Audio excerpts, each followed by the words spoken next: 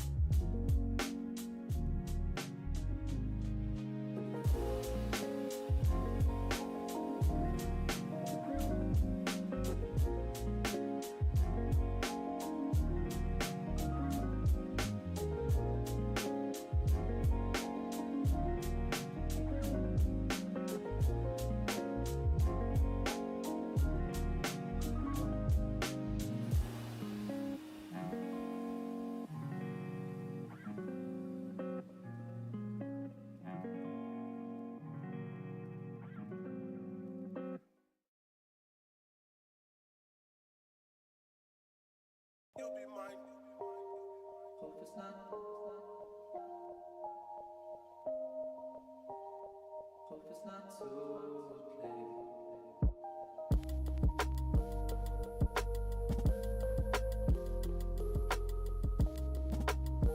I hope it's not too late.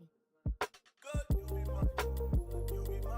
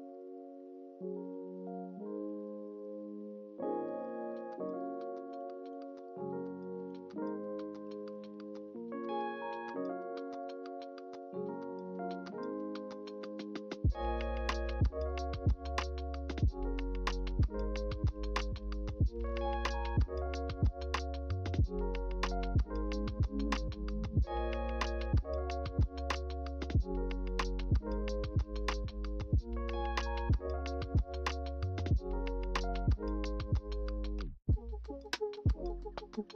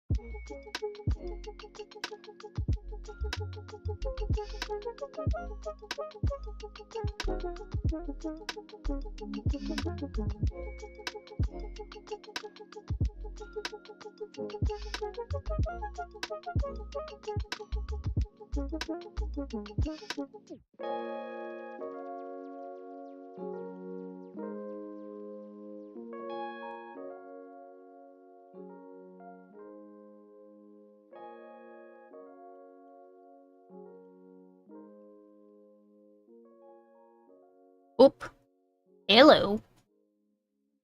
Howdy, howdy. How we doing? Hold up, hold up. Welcome in, everybody. We're just doing a quick little, short little stream. Am I doubling? Question mark? No, I'm not. Okay. Hey, welcome in, Conduit. Brett James, Shoop, McFiston. You fucking kidding me? A Monday? Cause it's Columbus Day, okay? Somebody in my Discord said, I'm pretty sure it was Chris who said something along the lines of like Columbus wasn't a great person, but he did give us a holiday, so to Adiz, welcome in. I'm learning new things about oil. I hate learning about oil. I also hate learning about oil. Columbia Day. There you go. Columbia Day. Go watch like Encanto or something. Okay, so we're gonna do a quick little... Well, I say quick.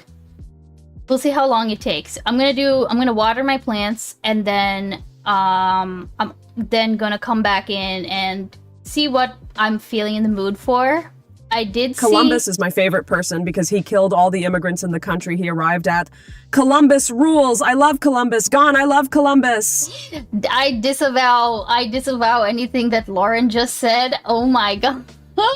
Jesus Christ. Holy wow. Okay. Yeah, I disavowed that. Lauren. Chill, Lauren. Seriously, jeez. So wait, what do you mean water her plants? What does that mean? Okay. I do have to set up a couple things. But then we can switch to the outside cam and get started. I didn't fill up the water jug, so I will be doing that as well. How's everybody been?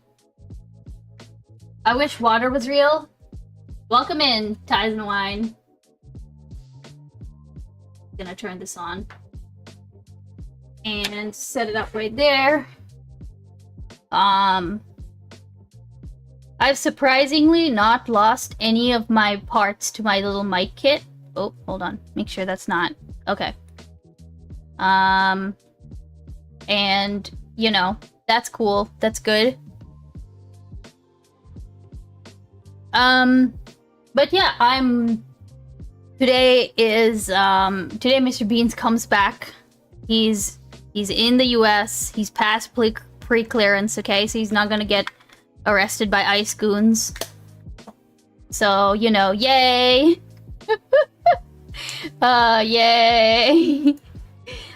Here, let me switch this over to my little headphones here. You won't be able to hear anything for a hot second. But now... My name is Lauren Southern, and I am officially endorsed by the streamer Ice Beans Plus. We both love Columbus. Slavery is cool. Spain owns all the resources of America. No! Don, I love Columbus. Beans love Columbus too. No, I do not endorse. I do not endorse Lauren Southern. Here, that needs to get turned down quite a bit. Jesus Christ, Conduit. You trying to get me pulled down? Holy shit. Groove Homes. Wow, I'm so disappointed to hear all of that. I do not endorse Lauren Southern. Okay.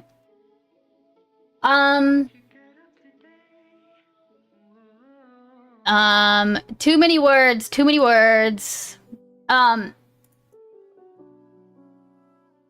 So yeah, I'm gonna fill up those, the water jugs, and then I will be, right back. Here, you can get the outside cam for right this second while I switch to all that. I'll do all of that.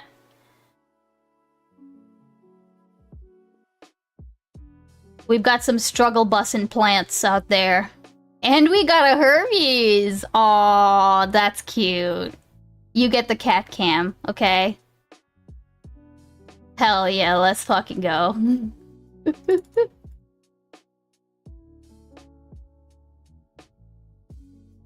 That's very cute.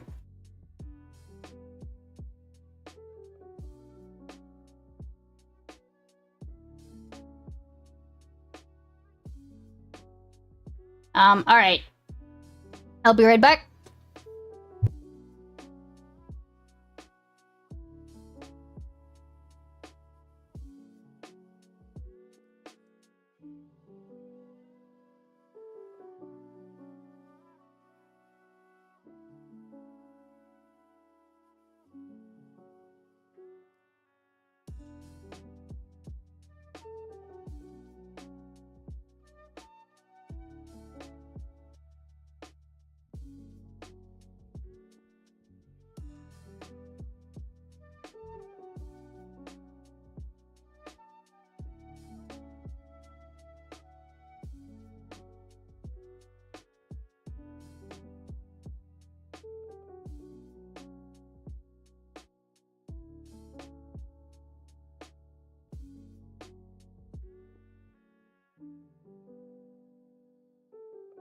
My name is Lauren Southern, and Columbus is my favorite person because he killed all the immigrants in the country he arrived at. Plus, he also called them Indians because, as Beans would say, they all look alike. Ice B on wide A, Ice B on wide B. Oops, were you not able to hear Lauren just now? I heard her, but, like, kind of. But also... Wait, hold on. Let me see what happened. We did? Okay, alright then. For whatever reason. Now I heard it. Okay, alright. Just checking. I'm just checking.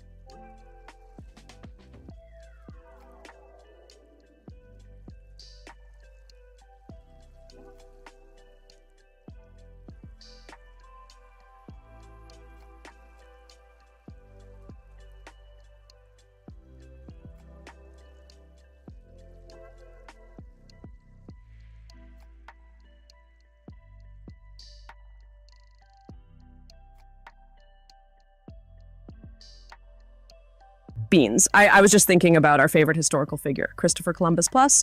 Why is your favorite part of Columbus Plus? My favorite part is the slavery, but the disease is a close second. Since you are my #1 fan, I think you should decide what we do to celebrate this Columbus Days, because we both love Columbus and you love me. Thank you so much. No, Lauren, I do not love you. Lauren, no. Bad Lauren. No. Bad Lauren. Bad Lauren. No, Lauren. Bad Lauren. Yeah, wait. Bro, what is this sick Pokemon attack? Or are you just casting some crazy spell? I love Columbus Gone. I love Columbus. Columbus Gone. Okay. I love Columbus. Let me just, Columbus, I get love my Columbus. Chat up. And genocide. Oh, Also, PP Video. see if I can't. I know I'm not in frame. I'm probably not in frame. Give me a second. I'm just setting up my chat, which I should have done before stream, but it is what it is. Thank you for the 101 though, by the way. Stream manager, and then this and creative shit. There you go. Okay, so I'm gonna catch up on chat in just a second. Get out of here.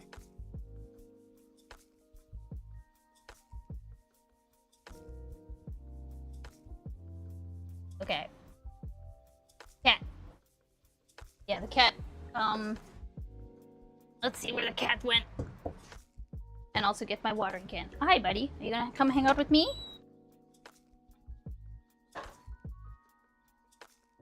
Yeah? Oh. Okay, you need to not make like your decisions real quick. Because, you know, it's just a little startling when you do that. Okay, so we're just gonna water our plants. Hi, buddy.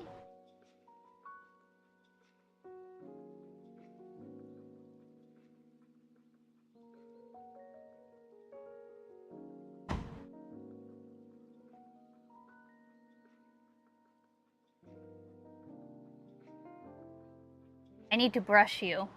You have so much hair. It's ridiculous.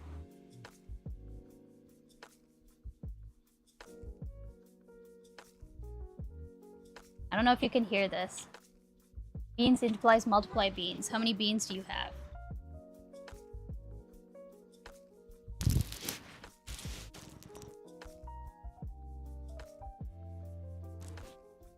Do you hear this?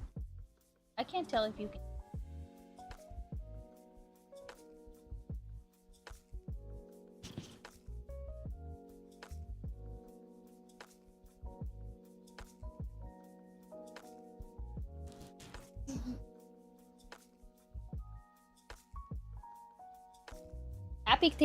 Happy Canadian Thanksgiving, by the way. Also, Artemis says, I don't get it how you have so much stuff to do with those plants with a weekly, ish basis. Like, they don't grow that fast. Well, they do have to, be watered every week, right? What up, my brown? But yeah, like, they do have to be watered every week or so.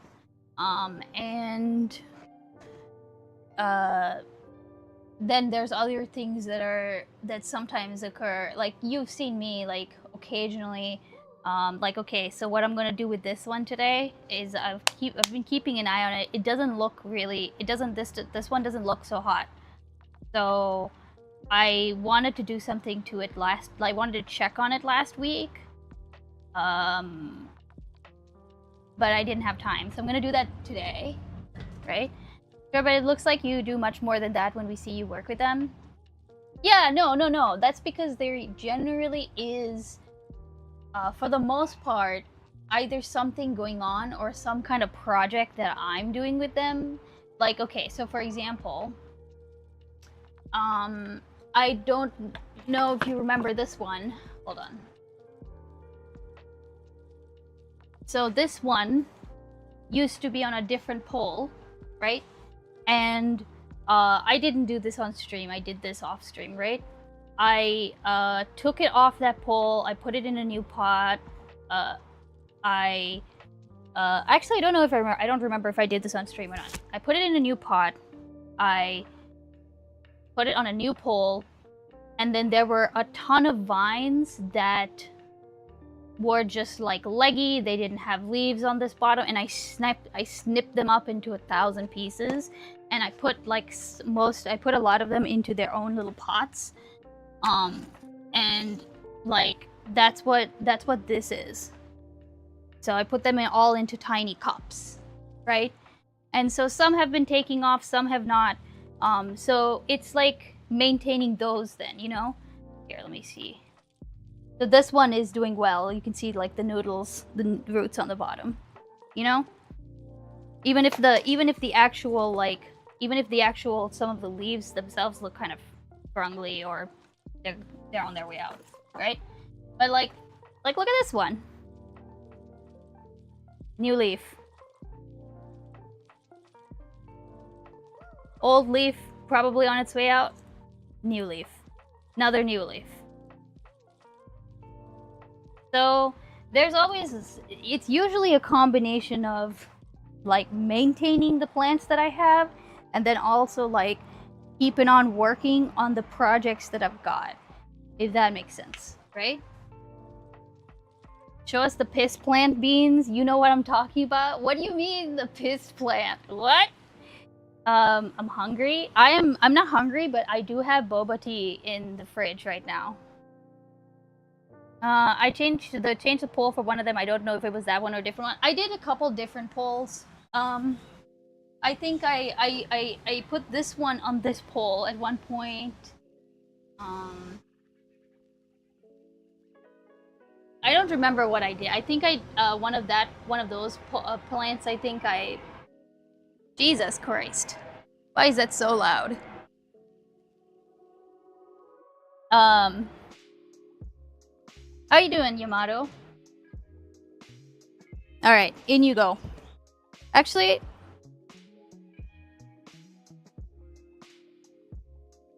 No, you need some water. You thirsty bitch. I need to figure out a better watering setup. This one is gonna get unpotted. I'm a little worried that the roots are rotting off under there, and that's why it's losing all these leaves. I don't want that. So this one, we have to talk about this fuck right here. Yeah, I'm gonna put that in there. We're gonna talk about you later, okay? That one is in big trouble. That one might get the big snip. This one's doing really well. Like, super well.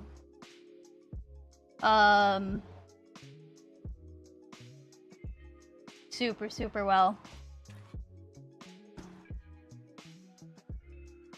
Mr. Beans' Golem Jade is looking good. The Shrek Jade, as they call it sometimes, because it has like little, like these look like little Shrek ears. Oh my goodness. Finally, Liv, I've been so bored. That scared me. Hey, people, Sido. Thank you for the resub, I appreciate that. Hold on. Finally live, I've been so bored. I feel like nobody's online right now. So I completely understand. Okay. Oh, god damn it. Freaking mosquito. Uh-oh. It's mosquito season. Must be because of Canadian Thanksgiving? Oh, maybe. Maybe. This one is fucking crazy, dude. This one, like, from when we started earlier this summer, like, I got these as cuttings. And now it's, like, fucking taking off like nobody's business. And it's crazy how good, how well this one has done.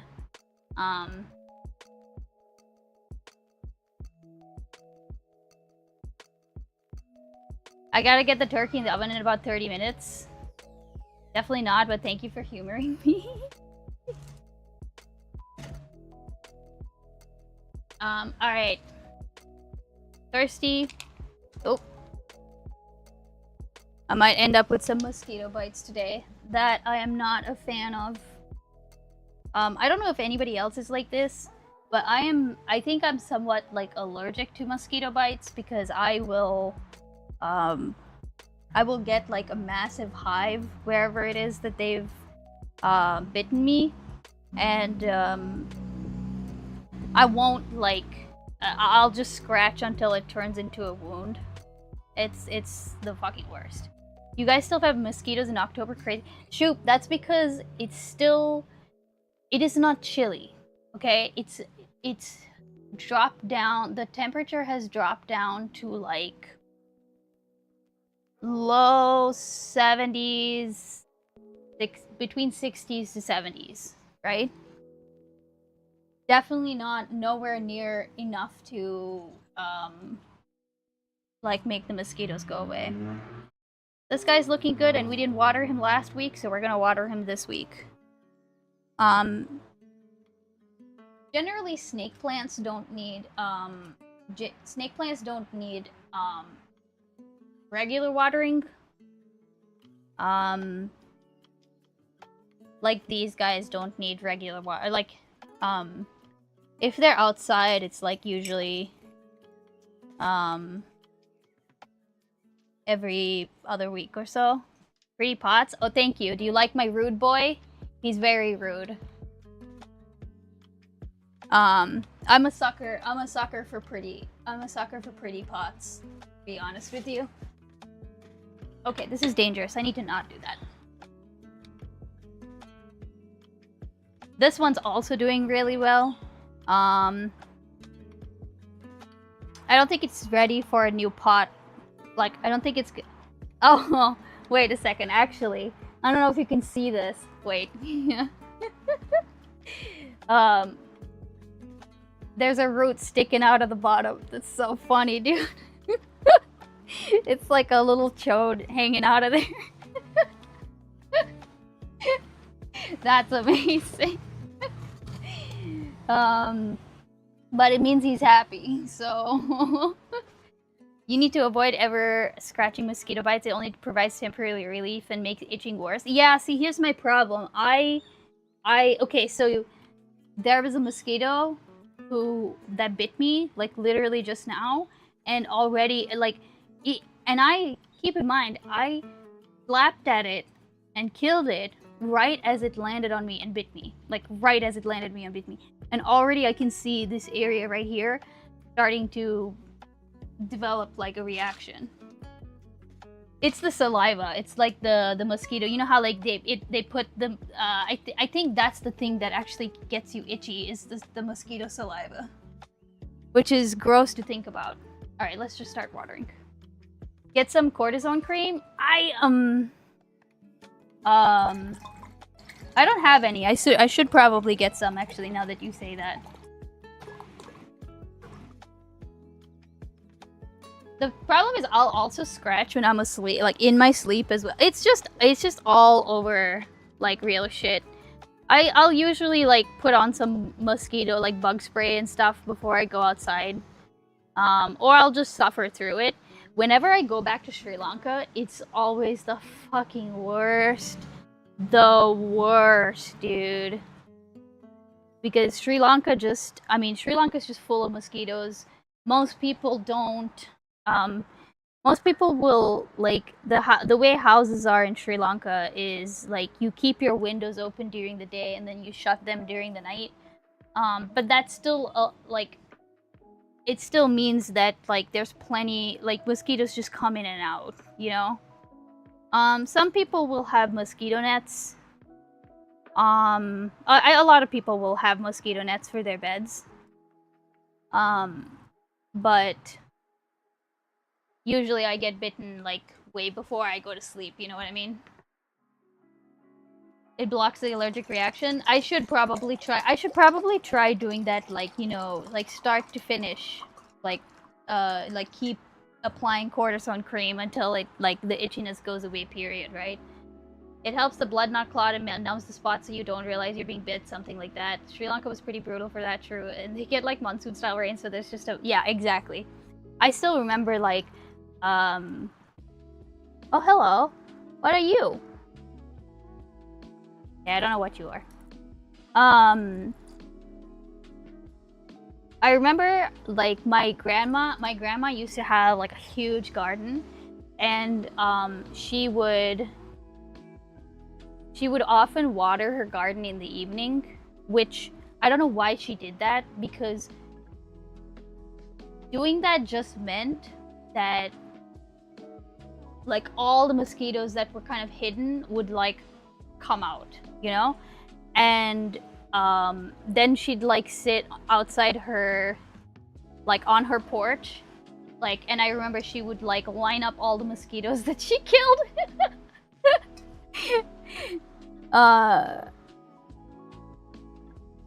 Because there was just so many, you know?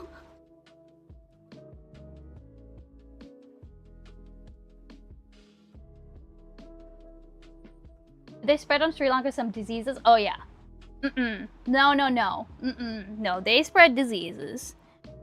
Dengue fever, malaria, the lot. You know, the normal shit. The normal South Asian mosquito. Like oftentimes, I think like foreigners get like malaria shots or something like that before they go to Asia. I don't know. I've never done anything like that. I just have heard that there's stuff that Westerners will do before they go to places like India and Sri Lanka, so that they don't get like, so that they're less likely to contract malaria or like dengue fever, because dengue fever is like, dengue fever can fuck you up. A dengue fever can kill you.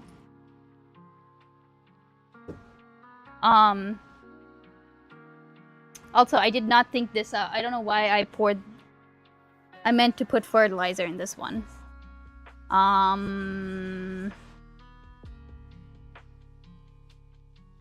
Here, I will put this. I meant to fertilize. God damn it.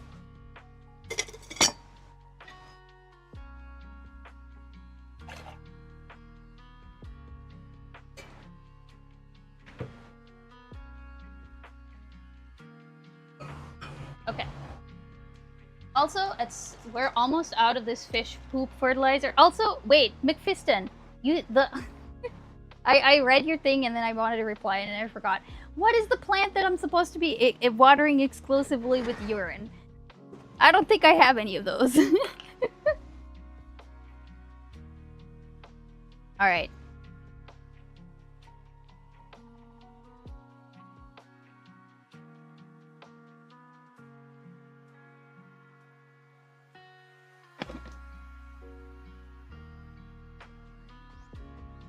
So you are casual gardener, fair? Listen. Do I want to know what the piss plant is? I honestly think there wouldn't be any plant that could survive on just piss, okay? No man can survive on piss alone.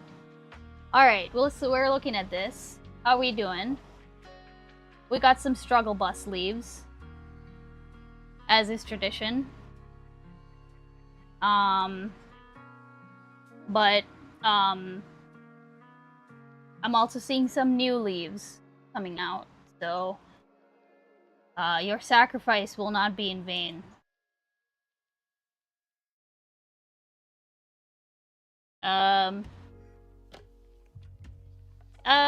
Okay.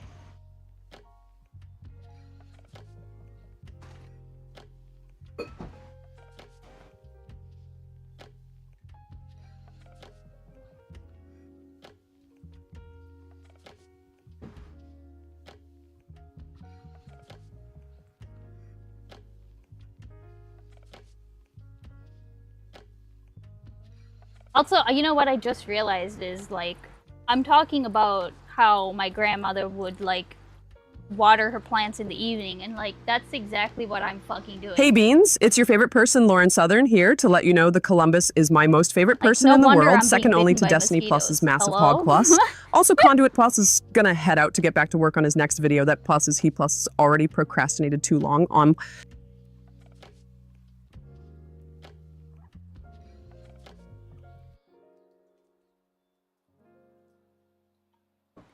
Okay.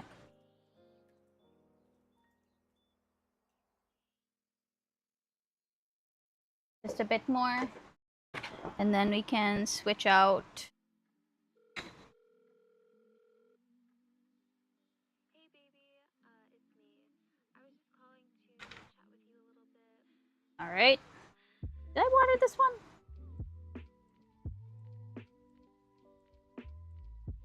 I think I did.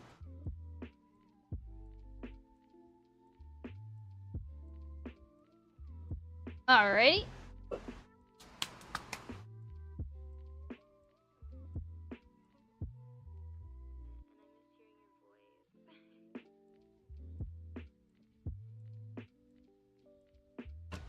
I want to build like a watering table that has like basically, well, build or like put together some kind of watering table that has essentially, I'm thinking like a yay high table that has like a grill on top so that I can put all the plants on top. And then underneath would be some kind of like bucket collection thing that like collects all the water, but then the bucket has to have like a hose attachment so that I can then like attach a hose or something to like divert all the water so that I'm not picking up a big ass tub of water and tipping it out. You know what I mean?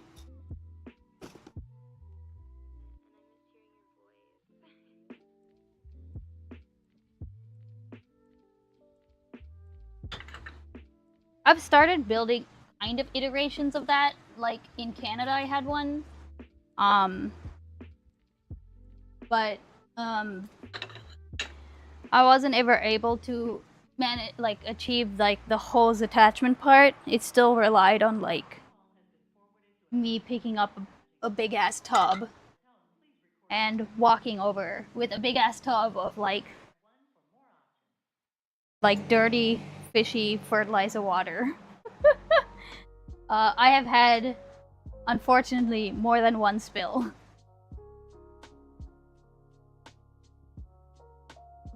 Luckily, never over like carpet or anything, but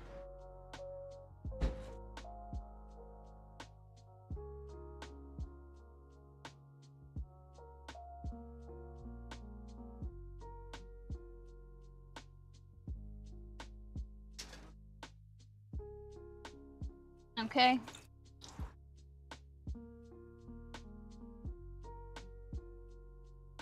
This one's doing really well. I'm really happy with this one. I think I maybe showed y'all this last time, but there are some, there is something going on with this plant. I don't know if you can see like the modeling, like the weird markings on it. Something's going on with it. And I'm just waiting until it becomes winter so that I can take it inside and treat it with systemic, which is basically like that. It kills a bunch of shit, but you're also not supposed to use it on anything that is outside because it'll make the entire plant toxic. So I don't want any bees or bugs or yeah,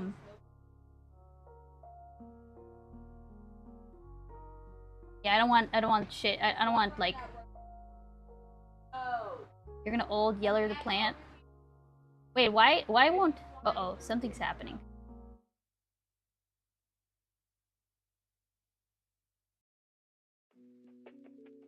Also, wait a second. I've been missing all the fucking, hold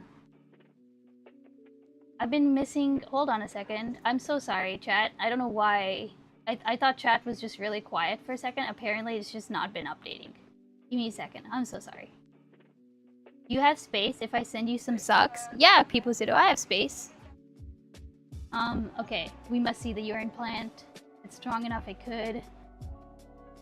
Kuya Maya, welcome in. You'd be surprised in what condition life thrives still. Okay, but like urine is like, urine's got urea in it. Like it's got like toxins in it. Bringing the water wars closer. I didn't waste the water, I just poured it out into another glass. I'm gonna put it back in. It's only toxic to people? I thought it was toxic to, like, everything. You're talking about systemic, right? I thought it was toxic to animals as well. Oh, you mean urea. Okay, never mind. Urea is used as a fertilizer in a lot of Oh, true. Wait, hold on.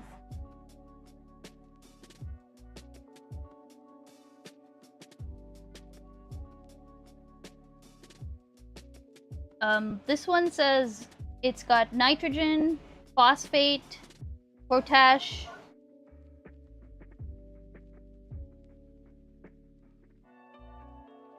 He kills plants, I think.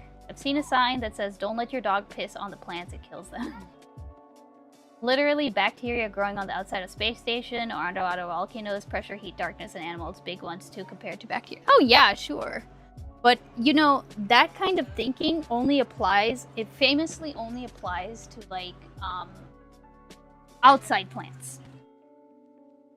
Inside plants and house plants, it's a huge joke. It's a huge joke. Like, oh, you didn't give me the distilled water I like? Well, fuck you. I'm gonna drop all of my leaves.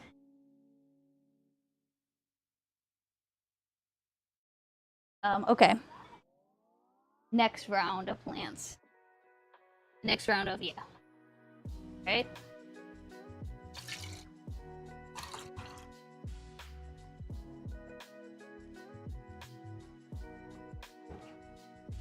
Alright.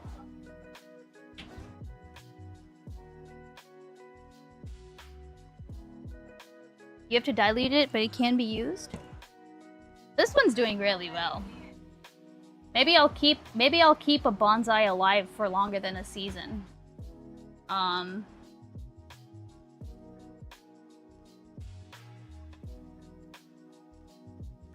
I've always wanted to keep this plant, and I've never been able to.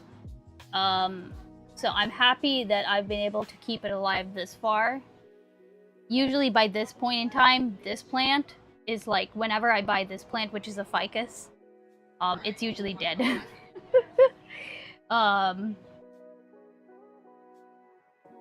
So I'm happy about that.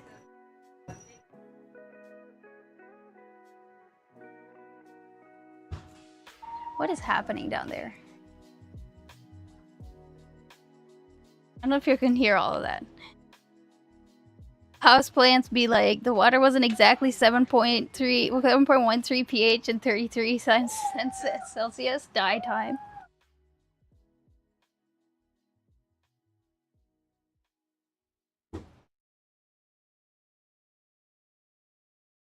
Alright. This one's also doing good. Leaves aren't, no roots out the bottom yet, but, I think we put this on the, yeah. Yeah, you know, McFiston, yeah, when you say that, right? This plant right here, okay? I shit you not.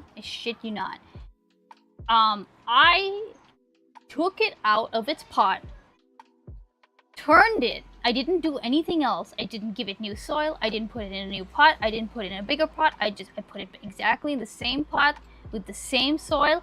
I just turned it so that the butt of the plant, where all the air roots come out, were facing the pole, because before they were not. And it got so stressed out. Like, you can see, like, the yellow, this leaf is on its way out, this yellow, which means that this leaf is on its way out, even yellowing on this leaf, which means that at some point this leaf will be on its way out.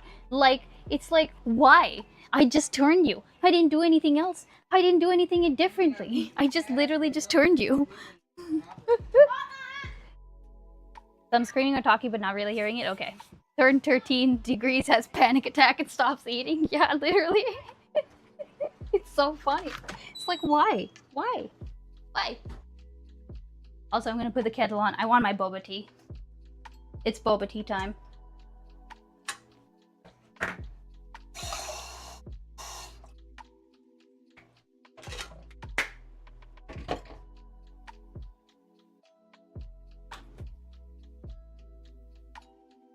Like, literally, why?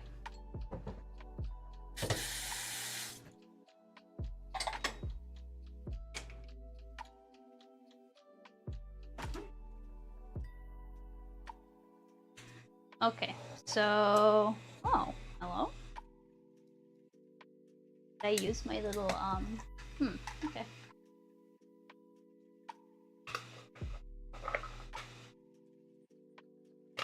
We can eyeball this. Actually, no, I don't want to eyeball this. Where's my little cup? Oh, there it is. Sorry, Chad, I know you can't see any of this. I'm just putting my boba tea to boil. And then I will be right back. Or my boba tea pearls.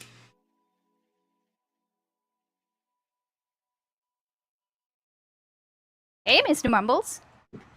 How you doing? Oh, chill. Chill, buddy, chill. Oh my god, chill. It's okay.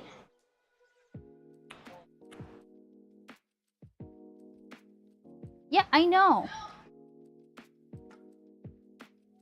You want to go inside? Okay, you can go inside.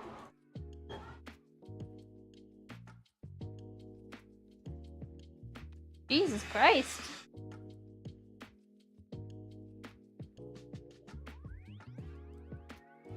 Hermes is a really weird cat in that I think that most cats that don't like to be picked up, like, you know, he obviously tolerates it when I hold him and get him picked up. But then he will, like, you know, and he wants to be put down. And you would think that when he does get put down that he would, like, run away, but no, he'll casually stroll away, like, you know, like, oh, okay, no big deal. I'm fine. It's always very funny when he does that. Mumbles hates being picked up. He can't last more than 10 seconds. Yeah, I think it's so with both Hermes and Talos, I think they were both picked up as kittens and, like, held as kittens. So, like, you know, I think they've just gotten very used to that. And I think that they also don't really understand the concept of, like, scratching. They will, like, you know, Talos will, like, wriggle eventually, and he'll eventually, like, attempt to get out of your arms, but, like, neither of them understand, like, hey, I could just, like, flail immediately, like, as soon as I'm picked up, and it would stop sooner.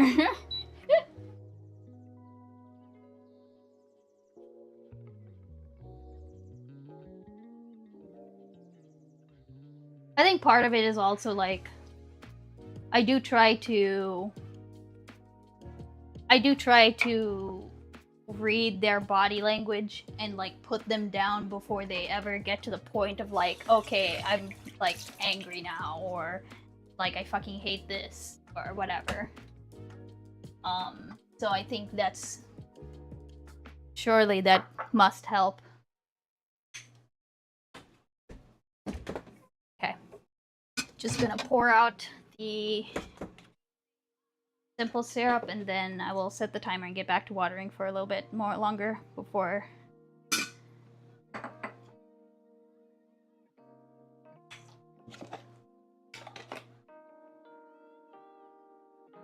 Okay. Alright. Let's set this timer. Gotta be respectful of the kitty space, yeah. Hey Google. Set a timer for 4 minutes. Alright, 4 minutes. Starting. Okay.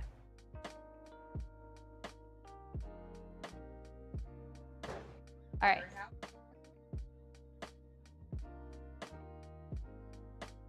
Alright, what have we not watered? We've not watered this one. This one's like this one's very leggy and all over the place, but is still healthy and thriving, so I'm not gonna do anything to it yet. I wanted to establish some pretty good roots before I do anything funky to it. Ah! This one is doing well. I think I showed this on stream last time, maybe. Like, briefly when I came out here.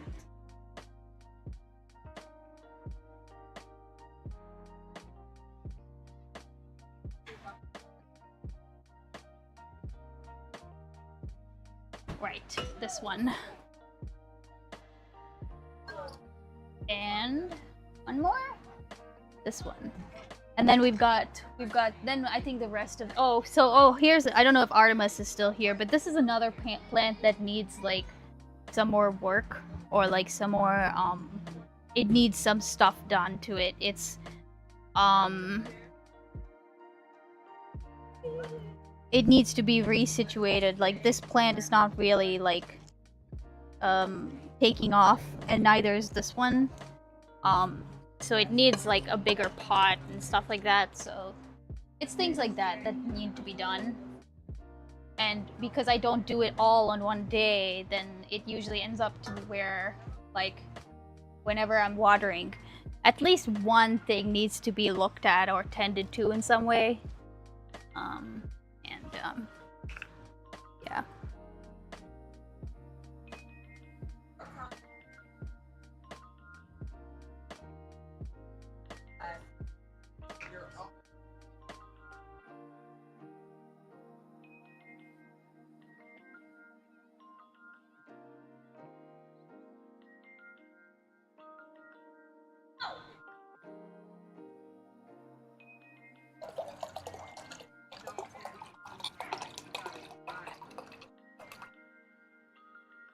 Okay.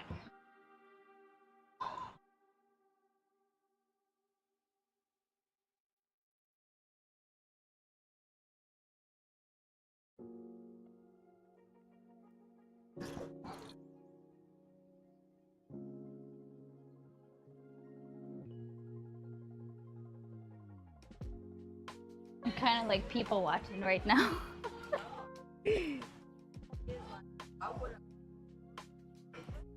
For whatever reason, everybody is out today. Like right now, right this second.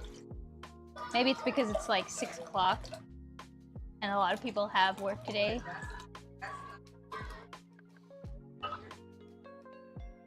Wait a second. Is it a federal holiday for like pretty much any like a white collar worker? It is, right? It's like a bank holiday, right?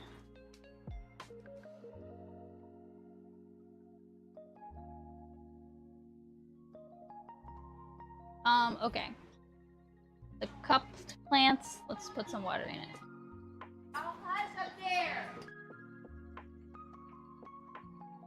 Kids are getting yelled at now.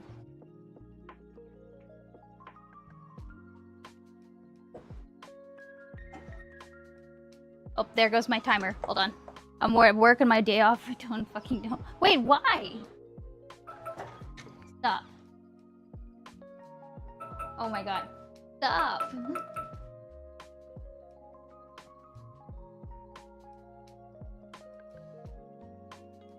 Why you to work on your day off, McFiston?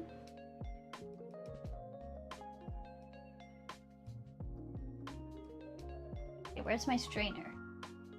Jesus, oh, there it is. I'm just not looking. Ignore me, I'm just not looking.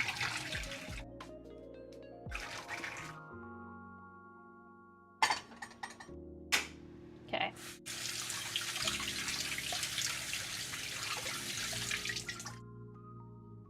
Gonna let that soak for a couple minutes in the simple syrup, and then I'll come back out and put it all together.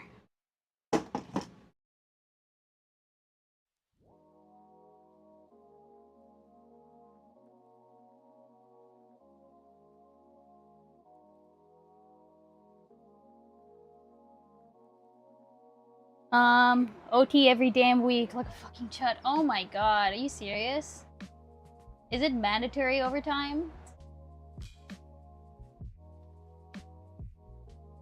Okay. This one needs to be filled up quite a bit.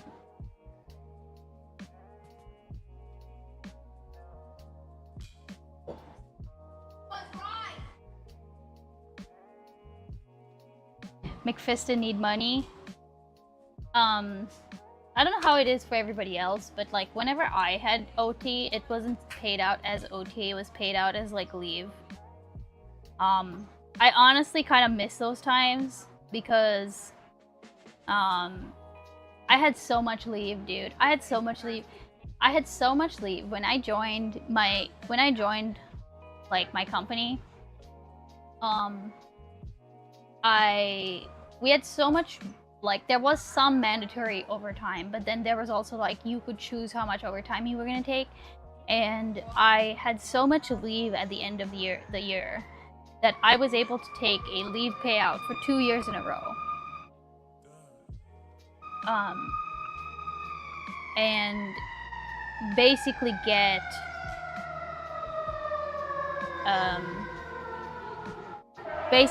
a like an extra paycheck at the end of the year.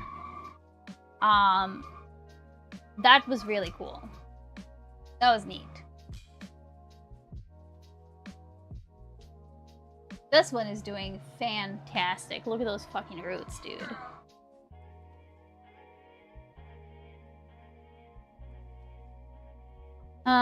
Time and a half. Oh, no time and a half, please. Plus, I only get 3 or 4 weeks of leave a year. I think that's the other thing too, is that I was all like, I didn't mind it. You know what I mean? Like, I didn't mind it being, I think that I had, like, there are rules for us on, like, you, as for, like, time and a half. You know what I mean? I get 1.5 hours for OT.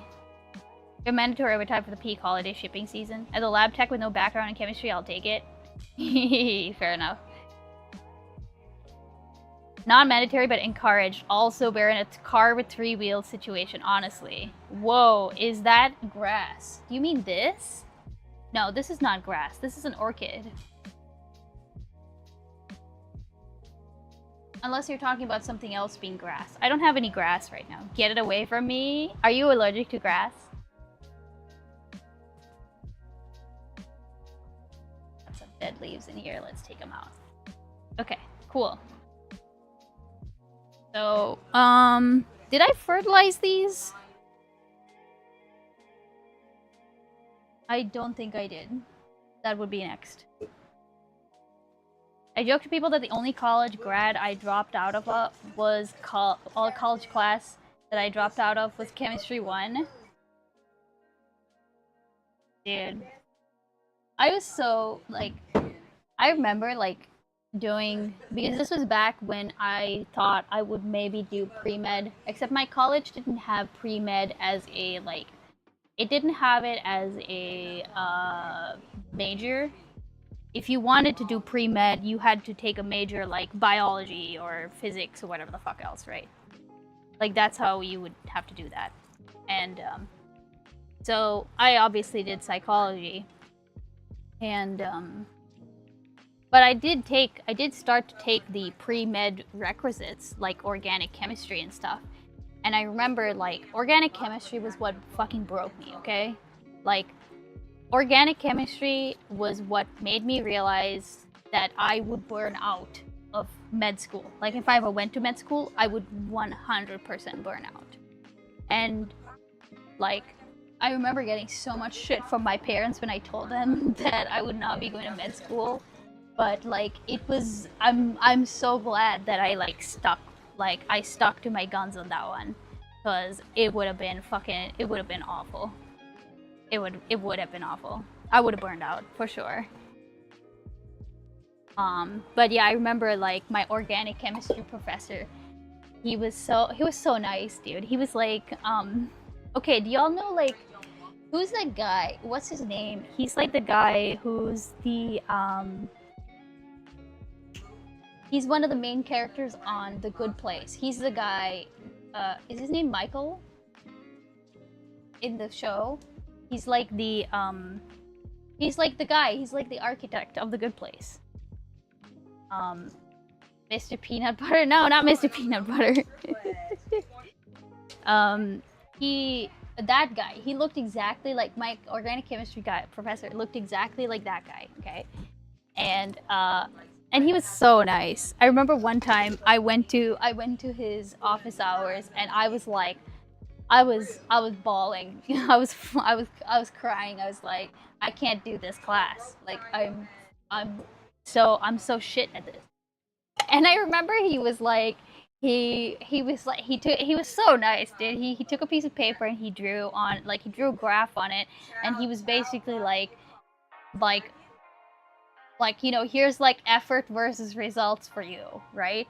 And like, you know, and he drew a graph where it was like slowly increasing, and then at some point it like exponentially goes up. And he was like, you know, you're like right there, you're right at the you're right at the almost at the point to where like your efforts are gonna start paying off, you know. You just have to stick with it a little longer. And I was like, that was very nice of him to say. I still to this day do not know if it was true. I wanted to understand organic chemistry, but for whatever reason, I could not understand it. I could never understand it.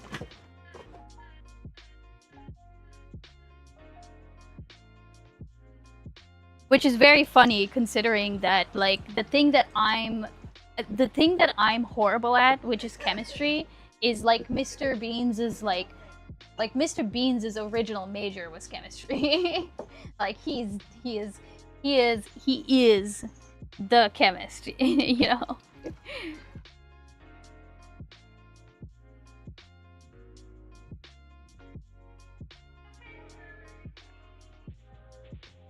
So it's just funny to see like how we ended up, you know. I have a biochem degree and I can't do lab work, so I left the industry. Oh no. I made too many simple mistakes and it was stressing me out, wondering if I'd fuck something up. Yeah, that's fair. Yeah, that's. Hey, thank you for the gift sub to degree in yapping. Listen, if I could get a degree in yapping, I would. Okay, I often joke that like I should have gone into law. I should have gone into law school. Like, imagine me as a law student. Can you imagine that? How much more insufferable would I be if I was a law student? You know?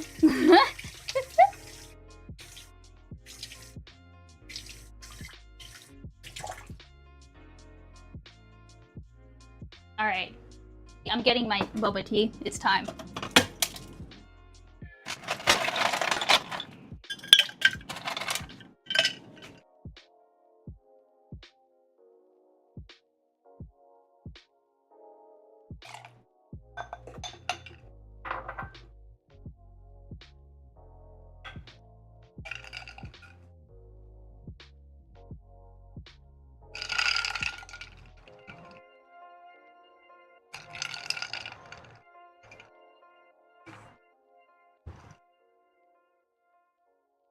How the fuck do y'all have an interest in chemistry and I'm the one doing it 6 days a week, be it to a very simple level? Because, McPherson, life is funny, okay? I feel like most people I know, well, not most people I know, a lot of people I know are doing things that are very different to what they started out. I started out in psychology. I mean, I'm doing payroll right now. I'm doing I'm not doing anything, like, not a single thing that I'm doing right now was like something I ever addressed in my studies. Same with Mr. Beans. He switched tack. He did chemistry. And now he's in like AML.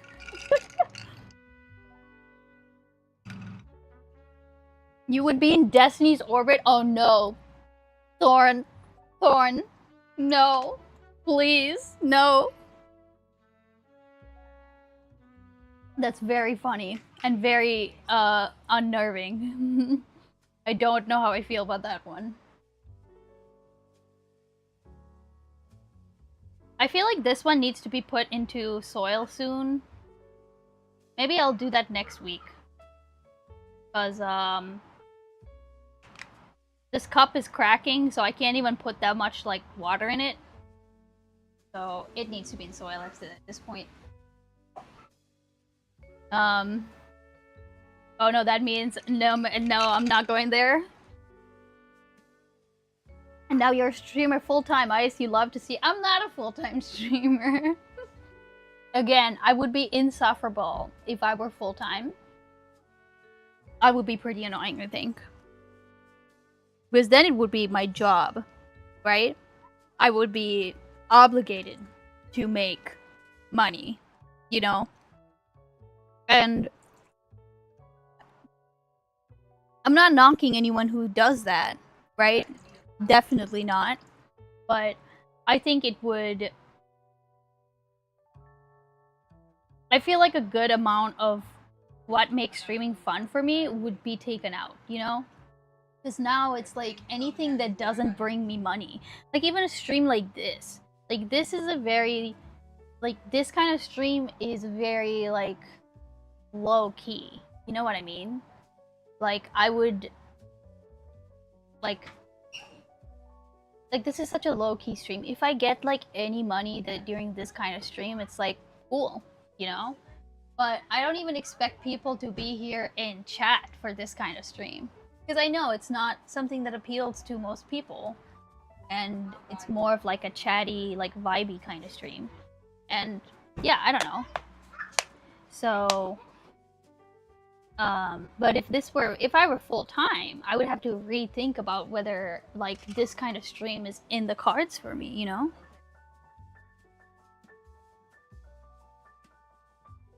You either die as a Nazi or die as a lab in the Destiny orbit. Wait, okay, hold on. Catch me up real quick. What's happening with Lab? Lab's not back, is she? Can we get a skin tone check on that guy? Thank you for the 145. Back to work. Streamer, dance for the money. Oh god, okay, I'm not gonna be able to hear Lab. Back to work Lab, streamer, dance for the money. saying We that. aren't paying you to yap among us.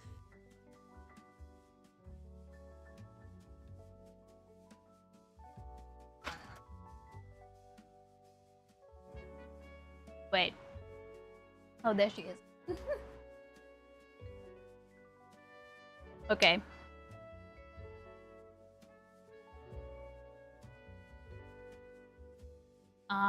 Do I have a...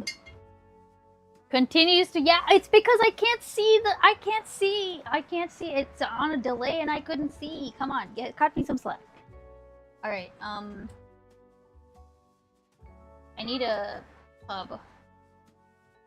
Just in case this ends up being, like, actually... I'm hearing a lot of thinking and not hearing any yapping. Hatawas.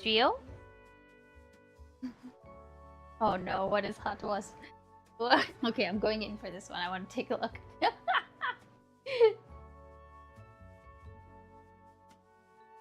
Thank you for the $5. I barely saw that. Hold on.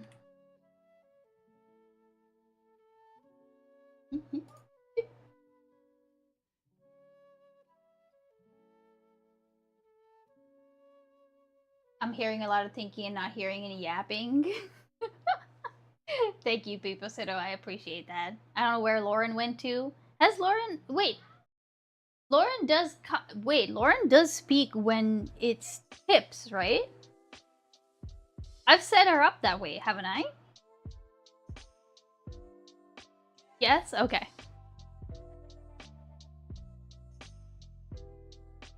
Okay, tub. I came in here for a tub. This will do.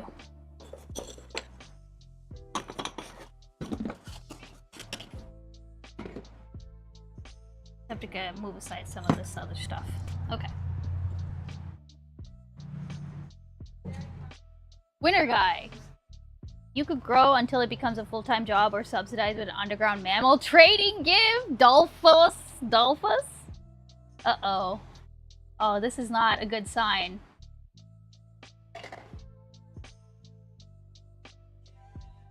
Okay, wait. Why was I worried? Well, we've got a little root rot. We got a little root... Oh, no. We got a little root rot. But not, like... so much to warrant, like... being worried. Like, look at this Ah, look at this fat root right here. Look at it. Look at that. Holy shit. That is a big one. Okay, but we do have a little, like... we don't have any squishy. Oh, wait. Oh, wait. Hold on. No, I see the issue.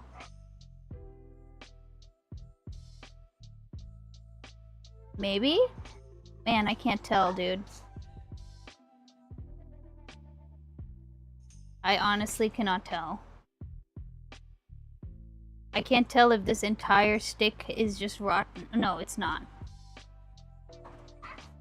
It's really hard to tell with orchids sometimes.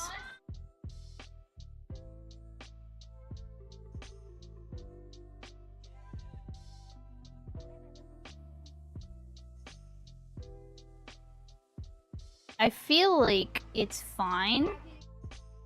It's not squishy. It's just black. And... okay, well... I don't know what's going on, but I'm gonna... I need to get some hydrogen peroxide, honestly. That would actually help quite a bit. I'm just taking off some of the fucking black outer covering here. Just in case it is rot. You know what it But I is? also Back know with that, another like, shake review and sometimes help! those orchids just do, like, He weird help me! like this root right here, even though it's like, it looks like it's barely connected and not, it looks like in any other plant, if a root looked like this and like hung like this, I would take it off because it's not connected. But in orchids, it is connected. They do sometimes look like that. It's really, really weird. You know what it is back. Oh no, I couldn't hear any of that. Hey Leonard, what did you do to that poor orchid? Sorry, oh, did I yap through all of that Lauren stuff? Oh my god, wait. Even better, look at this. Look, look. Look at this root. Oh my god. Holy. But see, look, again. Again with the... like, look. Okay, this is a dead root. That one's dead. That one's dead. Yeah, that one's dead. That one's rotten.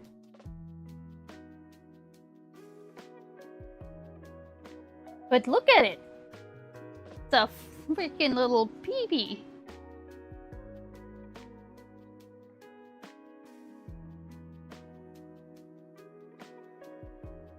Yap this?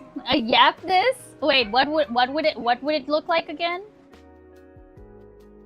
Throw the stinker over the balcony? No.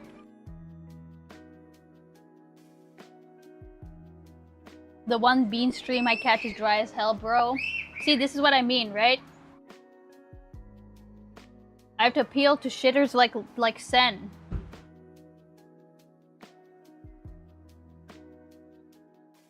Like, that would have to be, like, my full-time thing, you know? Appealing to, like, you know, ADHD, like, putting the Subway Surfers, you know, all of that, right? The hand waving? You mean, like, the wrap this thing? Okay, get back in there. Can I seat you a little lower this time? Easy. Okay. Maybe not put so much moss in there. I don't know. We'll see. I think it should probably have more moss. But also yap this. Wouldn't yap this be like a like talking? It would, right? Hey, Living Lily, how are you? Alright.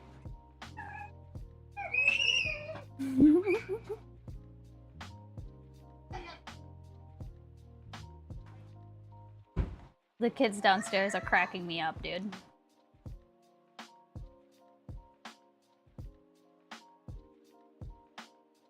Okay. So, Beans, do you have any single friends with low standards?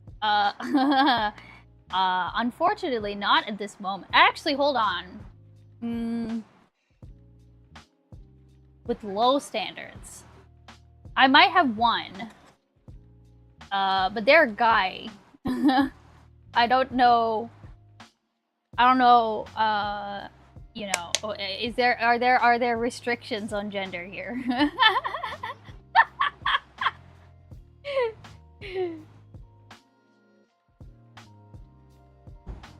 Talos? Okay, listen. Talos, okay.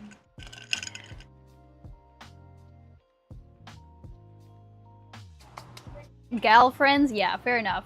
No, I don't think I have any gal friends, unfortunately, like that. Talos has low standards? I would actually say Hermes has low standards.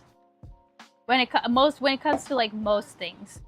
The only thing Hermes has high standards in is like wet cat food.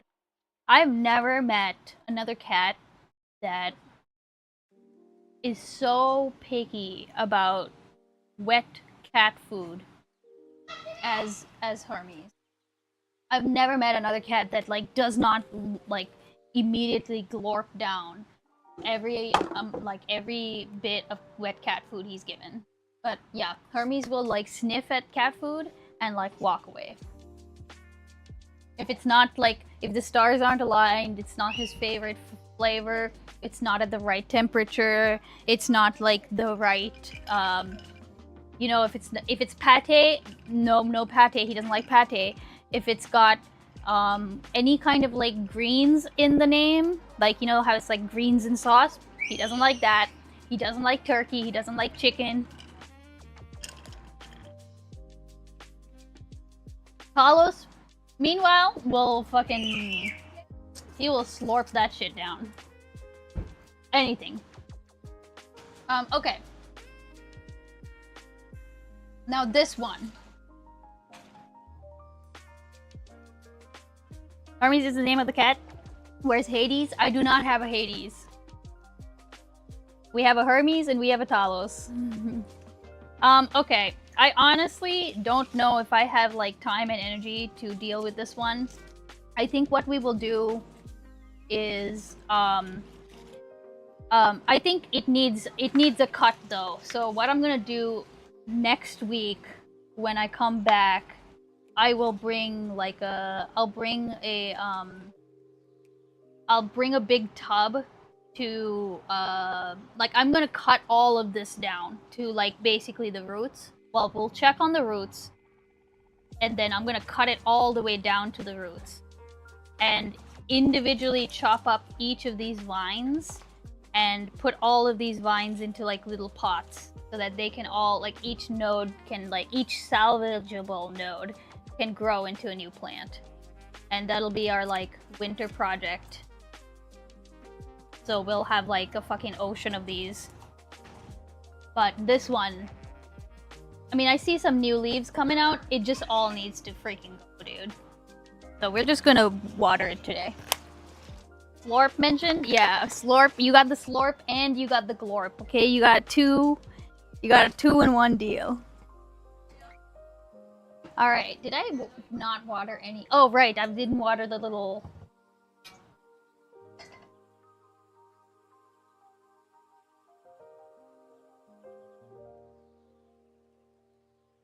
Okay.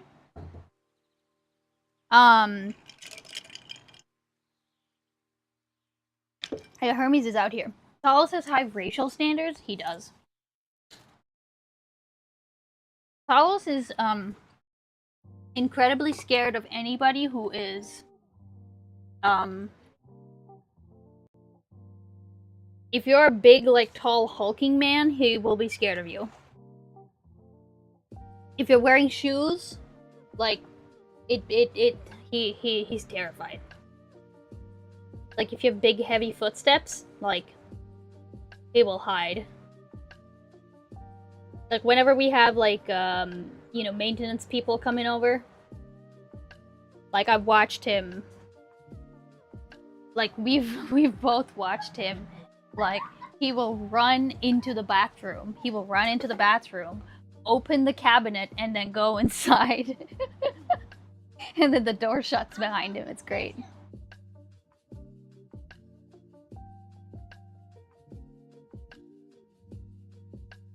There's still water in this one from last week.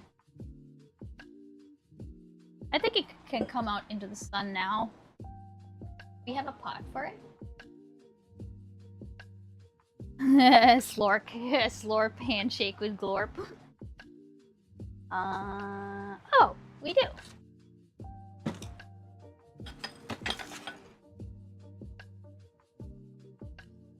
We got a cute little bear pot.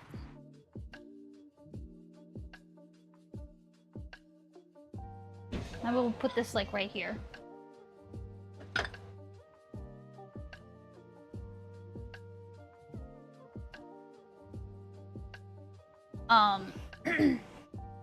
Now I don't know what I'm gonna be doing with these guys. I guess give them away to people. Maybe when they get like a little more established, you know? Because I don't know why. I'm not like... I don't know if I want to keep all of these guys, you know? A lot more plants than I want. I'll probably actually put some of them back into the bigger pot so that it becomes more full, you know?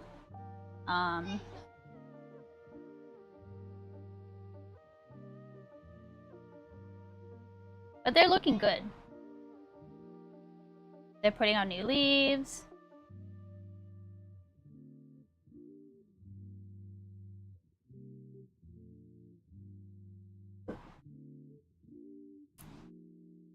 Okay.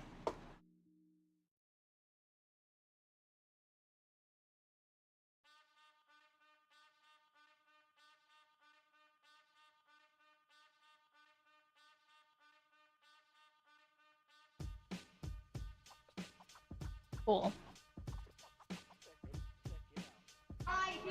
That is pretty cool. Like seeing the little like seeing like the like those are all leaves that are shooting up from basically like sticks. Okay, what did Leonard say? So basically I can never meet Talos. No, you can meet him. He just has to like get used to you. You know what I mean? Like generally speaking, oh my god.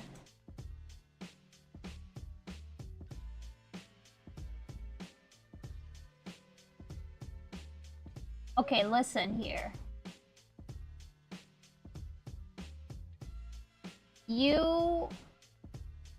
Okay, this explains a few things, okay? This explains the... This explains a few things. Now I understand why so many of my plants have like freaking holes in them. We have a fat little bastard right here. Caught in the act.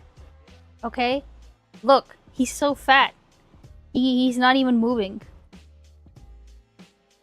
He's definitely alive.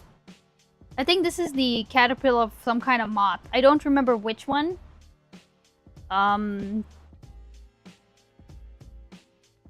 He's a sluggish guy. No wonder. Is that a worm? It's a caterpillar. It's a, wait, caterpillar with the black bow.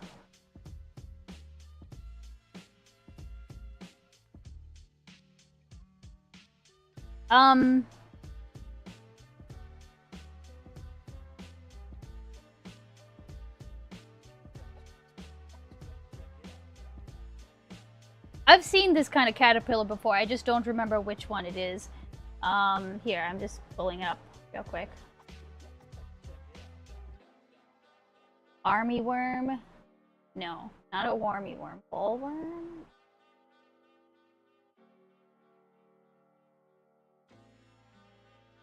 It's not furry. It's not furry. I also don't know if it's like dangerous to humans. I picked it up, but you know, so far he's just chilling on my finger. Okay, wait, hold on. I need to figure this out. Because I'm not gonna...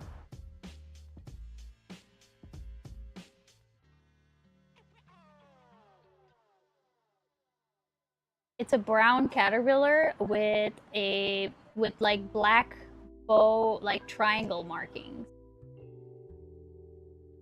Okay, triangle, black triangles on back. Yellow striped army worm. Oh, actually, that kind of looks like it. But there's only like the triangles on his front and the back, not like along the whole body. Anyways, I'm gonna throw him into the bushes so he can still eat other things, but not my plants.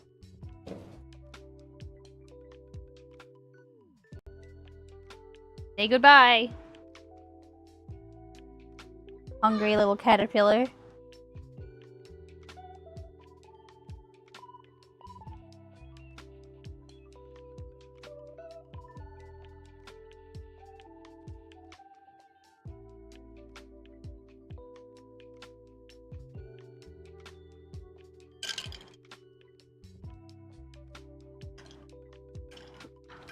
That would actually explain, like, seriously, like some of these have like holes in them. Some of these leaves, and it's because of that motherfucker right there. So, you know, I won't kill them, but I will evict them. It's very much the fuck you, we don't want your kind around here. Alright. So, I'm done with all of these. I think we're actually done.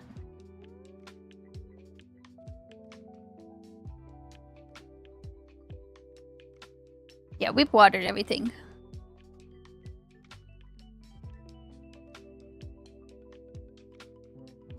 Done.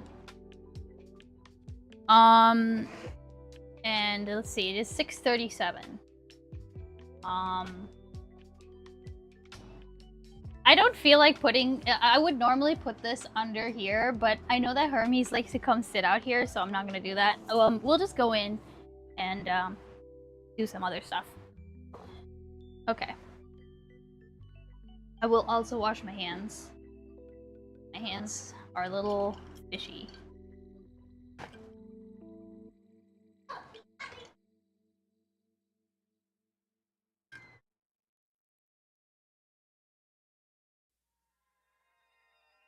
Okay.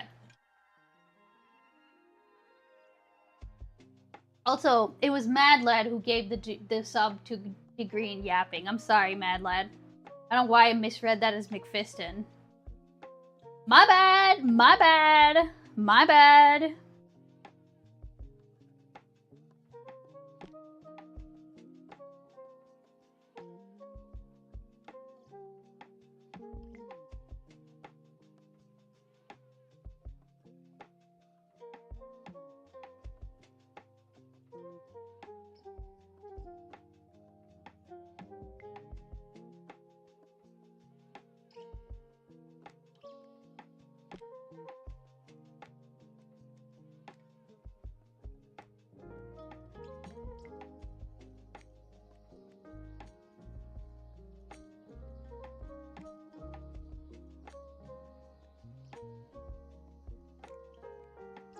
I was muted for all of that. I said I was gonna get my phone and then we'll be right back and we'll do something.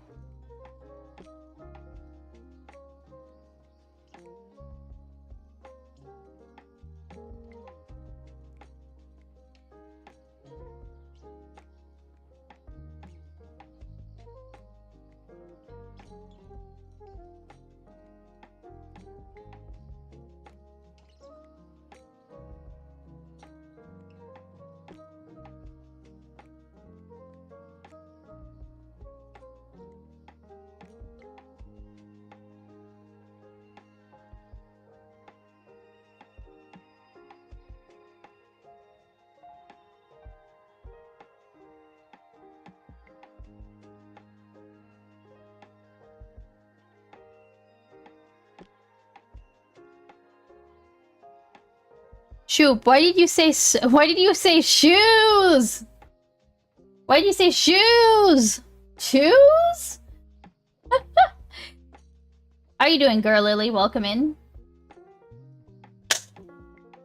That was very loud. Sorry about that. What do we want to do? Do we want to play a little Silk song?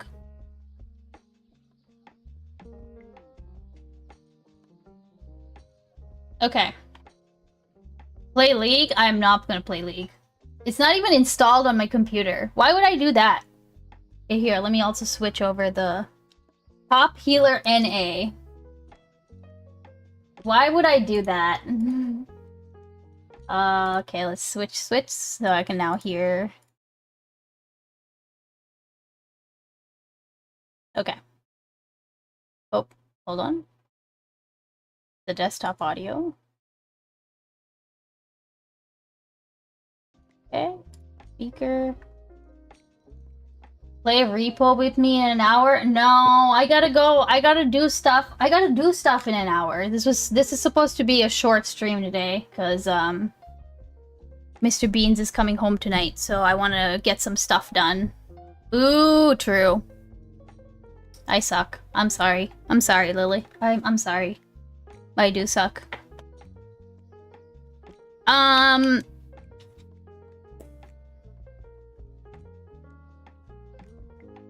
Oh, okay. There is a new 3 Arrows video that I saw about Charlie Kirk. We could watch that. We could watch that.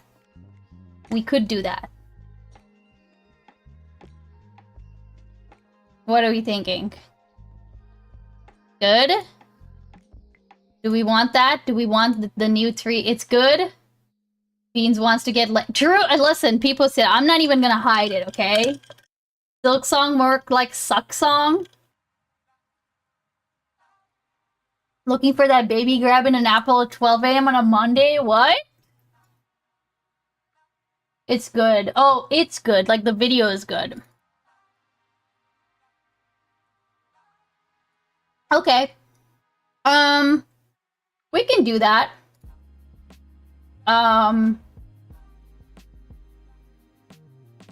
Let's see.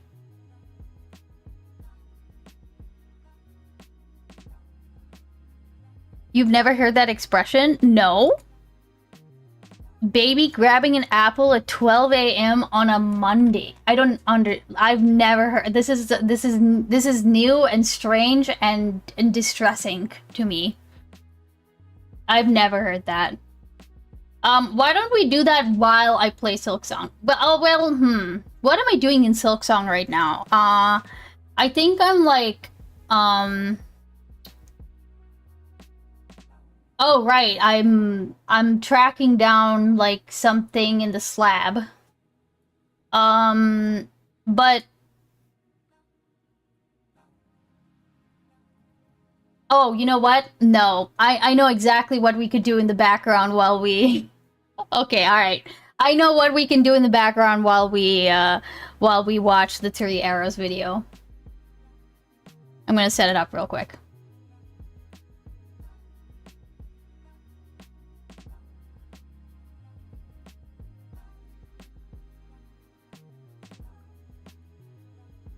Turkey's in the oven. Nice, nice. Dinner served in 3.5-ish hours. Nice, nice.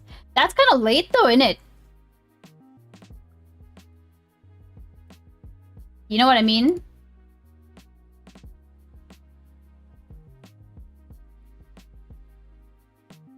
Later than I would have liked for sure. Yeah, that's fair. As long as you're aware, I guess, that it was later than, you know. Okay, I'm gonna move my chat so I can see. And then also, we will need, to move around this thing. And bring that over there. And bring that up.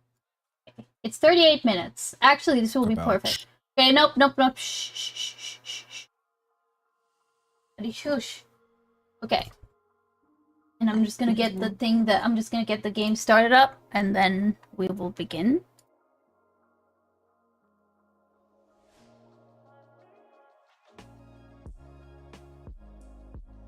You need the small game, and the small react to go away.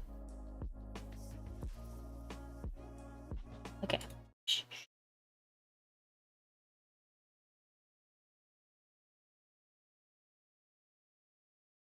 What are we reacting to? Okay, so 3 Arrows has put has put out a video that's called The Myth of Charlie Kirk. Okay? And we are gonna be playing Uma Musume in the background, okay? I'm gonna Does it just shit on him? Hell yeah. I don't know. I have no idea. I'm assuming that does, okay? Why isn't it showing up? We are gonna turn off the music though, because that's gonna definitely where is the little game? Small. Huh? Oh right, because it's up there. Hello? Why was it up there?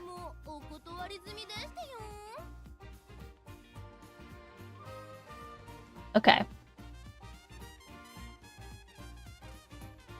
This is what we're doing. This is what we're doing. Deal with it. Okay.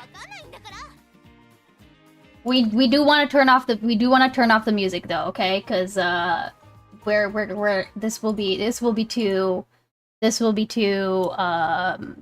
distracting, okay? I'm gonna hear horse girls racing while we talk about this. Correct. Fascism is on the rise and will soon destroy everything and everyone we love. Sacks bearing wild horse screams ooh woo. True. Is Leonard here? Is Leonard here? I want to show him something.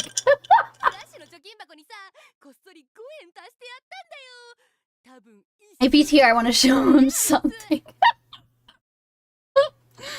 I've been wanting to show this to him because I know he likes Gold Ship, and I always have Gold Ship on my on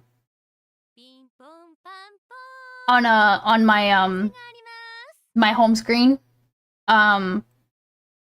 Wait, hold on. I'm just gonna message him real quick. The horse girls.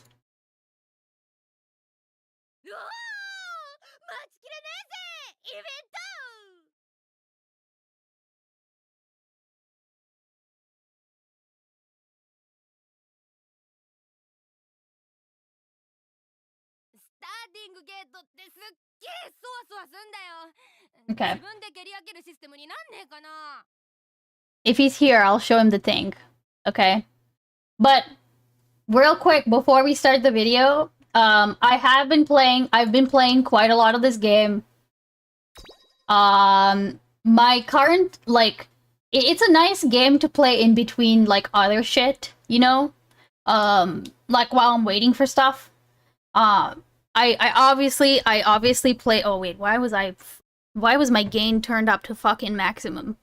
But yeah, it's nice to play around other shit, really. And I do like the manager stuff. But okay, I don't know if I don't think Leonard's around. That's fine. All right, let's get started on this video.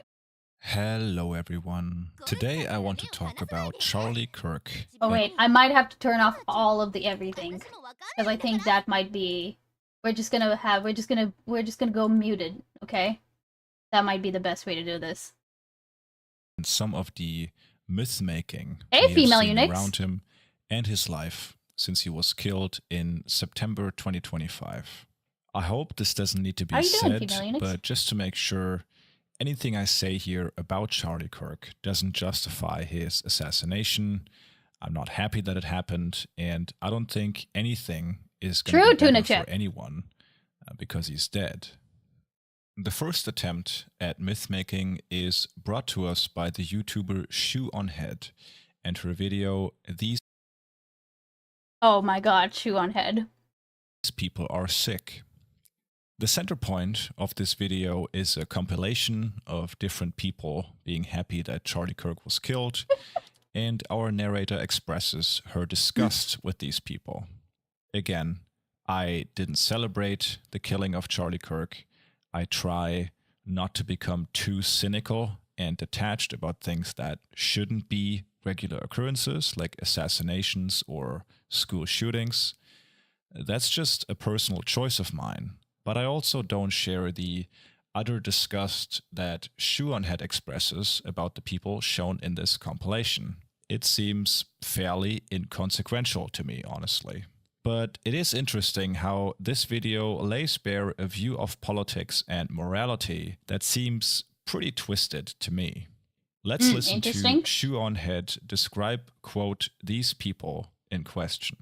You can't say to these people who are celebrating this and justifying this, you can't say, what if that was your dad or your brother getting killed for their opinions, because they've already cut those people off. They've already cut those people off out of their lives. And posting videos and pictures of Charlie's wife and young kids will not move these people at all. Because they hate their lives. They hate their families. They are atomized bug people. They are the unfortunate product of modern society. And I feel bad for them. I do. I pity them and I wish I could help them. But I have bugman fatigue. In a different section of the video, Shuonhead points out that these people aren't just random people being happy about Charlie Kirk being killed, but that these are teachers, professors, HR employees, pediatricians, etc. And she puts up a news story supporting what she is saying. A news story written by Raw Egg Nationalist, who is not a journalist I'm familiar with, I think. Now, of course, it would be easy to clown... Wait, what was that? Teacher forced 10-year-olds to watch Kirk murder video again and again? Was that... Is this true?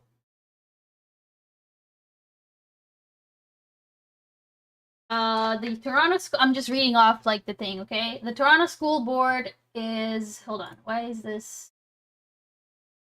Okay, that's what we're getting. The Toronto School Board is investigating an allegation that an elementary school teacher forced his class of 10-year-olds to watch footage of Charlie Kirk's murder repeated.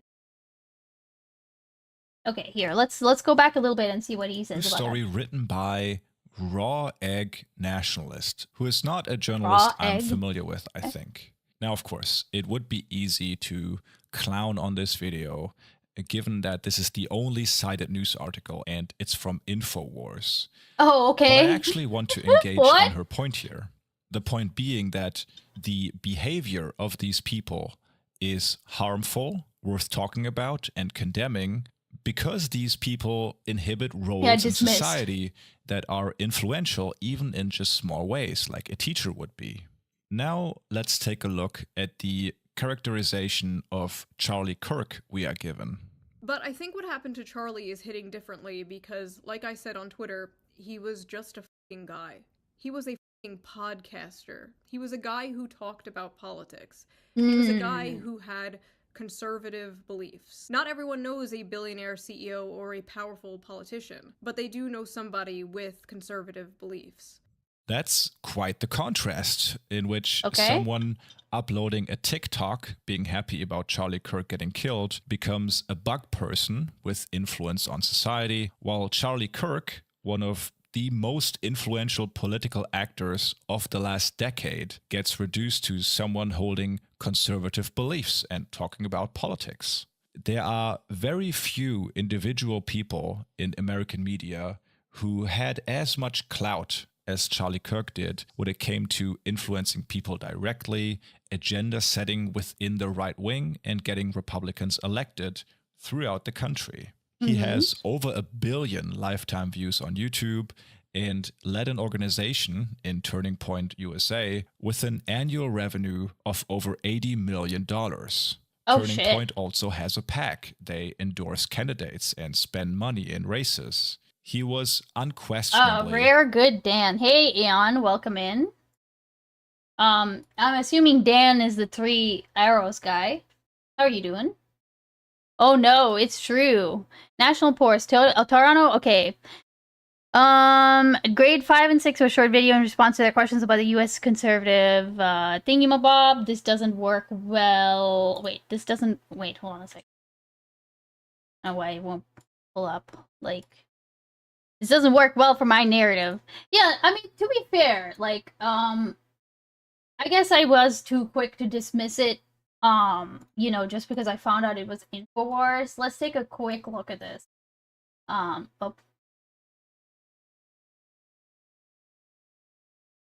A Toronto teacher has been suspended after showing a group of grade 5 and 6 students a portion of a violent video related to the assassination, okay? The footage was shown to the French immersion students because they had questions about a recent tragic event in the United States.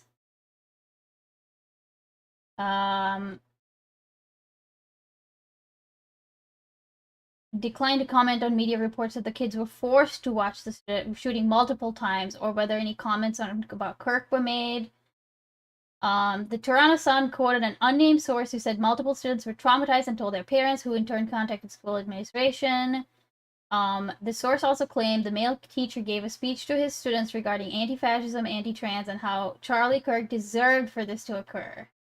Blah, blah, blah, blah, blah. Okay, wait, when was this? This was September 15th? That was like a month ago? He's expected to be formally charged. Oh wait, no, this is about the murderer. Yeah, I mean, that's kind of, yeah, when I hear Infowars, I assume it's not true. Yeah, fair enough. Yeah, I mean, poorly thought out, unfortunate. I don't think I have enough information to say, like, why they showed that, to, the kids. But,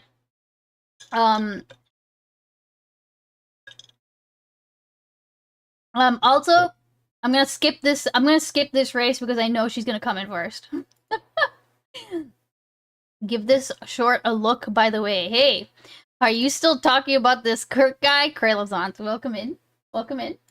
Hugely influential on the body politic of the United States and the Republican Party. I want your thoughts at some point. Now, sure, Tuna. Doubt, is this a? Have you sent me a link? Will see the glaring contradiction in how a person who uploaded a TikTok is judged compared to Charlie Kirk, and come away thinking that Shuonhead's video must be in bad faith. In no way could you point to a teacher as an influential position in society while labeling Charlie Kirk as just a random dude. But I really don't think that's true. It's clear that Shuonhead is struggling emotionally in this video and has a hard time making sense of why what she calls bug people would behave this way. That it has a negative effect on society. What I think... real quick, sorry, Tuna, you might have to DM that to me because it's for... I don't know if I have it set to where, like, YouTube doesn't accept links. Or put it in Twitch chat if you're here, okay? Either way. In Gen Chat Discord. Oh, in Gen Chat Discord. Okay. Wait, is that... Here, we are going to take a quick... Sorry, I don't know what this is about, but we're going to take a look. Alright, we're at this Dollar General. There's no employees. You literally just scan your card to get in. Look at all these cameras. That's very funny. You literally just grab what you need and leave, and you scan your card before you get in. Don't touch nothing. This is crazy. What the freaking heck? Look at all these... This Dollar General. There's no employees. Okay, wait. But you want my thoughts on this? I feel like, wait a second, I've seen stores like this already. I've seen stores like this already where it's like, what's the word? They're like usually like Amazon stores, right? We need this for all stores, get rid of all the workers. I feel like, I mean, it's difficult to say, like, I feel like it's just, inevitable that a lot of stores will end up being like this, right? Welcome to 2011. Yeah, I don't know. I feel like it. I mean, there would be employees who would come to, like restock or like, you know, clean up.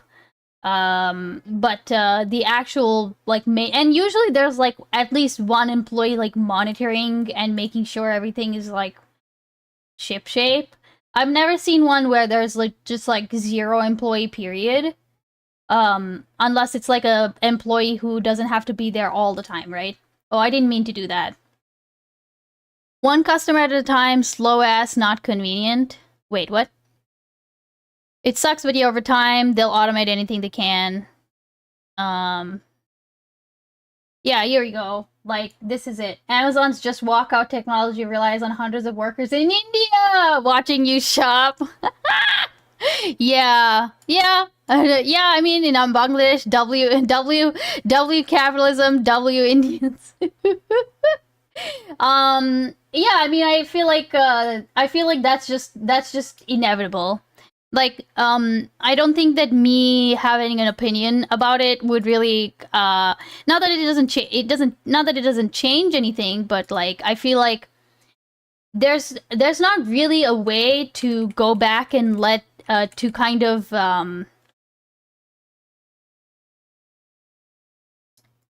okay, if I were to think about this a bit, right?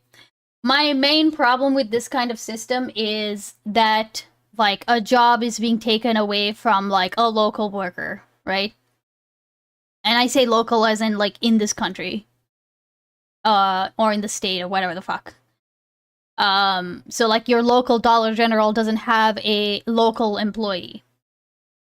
But the problem is that me like feeling that way, feeling upset about that is not going to necessarily change like it, because this just makes more like business sense. Like people are going to eventually get onto this regardless of like how it should be. So I feel like all I can do or what I would want to advocate for is something like I mean, it would be something like UBI, right? That means that it doesn't matter if it does get automated like this. Or not automated, but I don't know. Or having it be where the people who are employed are like people here and not in like Bangladesh or whatever, right? Yeah, chat. Yeah, that one AI company that was like a bunch of Indian people. You know what I mean? Okay. 30 energy. The way should be eat like a champion. And hold on, I'm just looking at my choices here for a second. Energy skill. Right. Okay. All right. Cool. I won. All right. Nice. Builder AI. That's right. I think that I don't remember the name of the AI. Just female Unix AI equals actually Indians in this case. Oh my god, that's always is much more likely Great. to be the That's reason amazing. behind this rather than bad faith is an immature understanding of politics. Later in the video, Shuonhead preempts some criticism, saying that she doesn't care about the bad things Charlie has said in the past, and that he undoubtedly had, quote, bad takes, but that words aren't violence, so she disregards it. And wait, words aren't violence, but presumably she's criticizing the people who are celebrating Kirk's death. So presumably she understands that in that case, though those words might not be violence themselves, but would be some kind of indicator towards like a negative outcome, which could be violence, right? Like an encouragement of violence. So what's the heck? Do I have to watch? I don't want to watch you on head. I don't want to watch you on head. I don't want to watch you on head, but do I have to watch you on head? Okay, all right. Here, I just want to lay out something in detail. Actually, also, should I make this 3 arrows video, like, should I make that the small screen content? Because, you know, most of it is him talking, just talking, and, like, with accompanying, like, Here, let me do that because I think more people might like the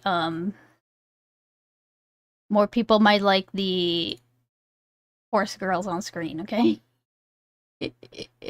Horse booba on the exactly, horse booba on the big screen. There you go. You're welcome. You're welcome, McFiston. Okay. Bringing you back. We want horse girl with our political exactly. Okay. It's not that words are violence, but rather that if you have a political belief, you will most likely act on this political belief. And if you not only hold a belief, but spread it to millions of people and convince them to think like you, that effect becomes even larger. Those people then tend to vote for other people who hold these beliefs as well, and when successful, enact laws that make everyone else act in accordance with those beliefs. In other words, politics affects people's lives, often in profound ways, and that is true even if you are just a political influencer. It's very easy to just label Charlie Kirk a dude who talked about politics if you don't want to figure in the actual material effect on people's lives of the politics he did everything to spread throughout the world. At the heart of this is a very human inability to grasp the effects on something unless they are individualized. When a single person is shot, it's easy to see the fallout on their family and friend group and feel bad for them. That's natural, that's human. But as the group becomes larger, it becomes harder to grasp and feel any sort of emotion for them. So I want to try to individualize Charlie Kirk's effect on the world a little bit here. One of, if not the topic Charlie was most spoken out about was the issue of abortion, on which he held and propagated the belief that abortion is immoral and a heinous act regardless of the circumstance. According to him, she came in second, okay? It's fine. She gets a pass this time because it's not actually a race that was in her career, okay? We were just doing this race so that we could get fans, okay? But this is the only, like, yeah, she's not getting praise, okay? She's getting this, okay? She's mad at me. I hate how these anime girls look like children, Reiji. Really? I mean, they look like this one looks like this one looks like a child. No, put her down. No. It's fine. Okay, her so far in her actual so far, like, we haven't even run a single race in her career yet. Okay, second place equals Glue Factory. No. Glue Factory only happens when she gets like lower than third. Okay. Like, basically, if she doesn't meet the criteria, then it's Glue Factory time. Send her to the Glue Factory, Beans. You must find the strength. No, I'm not sending her to the Glue Factory, okay? She's just started. She already has a couple of the skills that I want her to have. So she's on her way. So far, this is a pretty good run. We'll see what happens. If she starts, she might still have, like, it's not just about the races, it's about, like, her stats and how much training I can get in. There's more to this game than just, like, the races. So that's the other reason why I'm liking this game, is because I get to, like, look things up and, like, plan and try to get, like, a good run. It's like, I mean, in that way, it's like a fucking what's the word? Rogue light.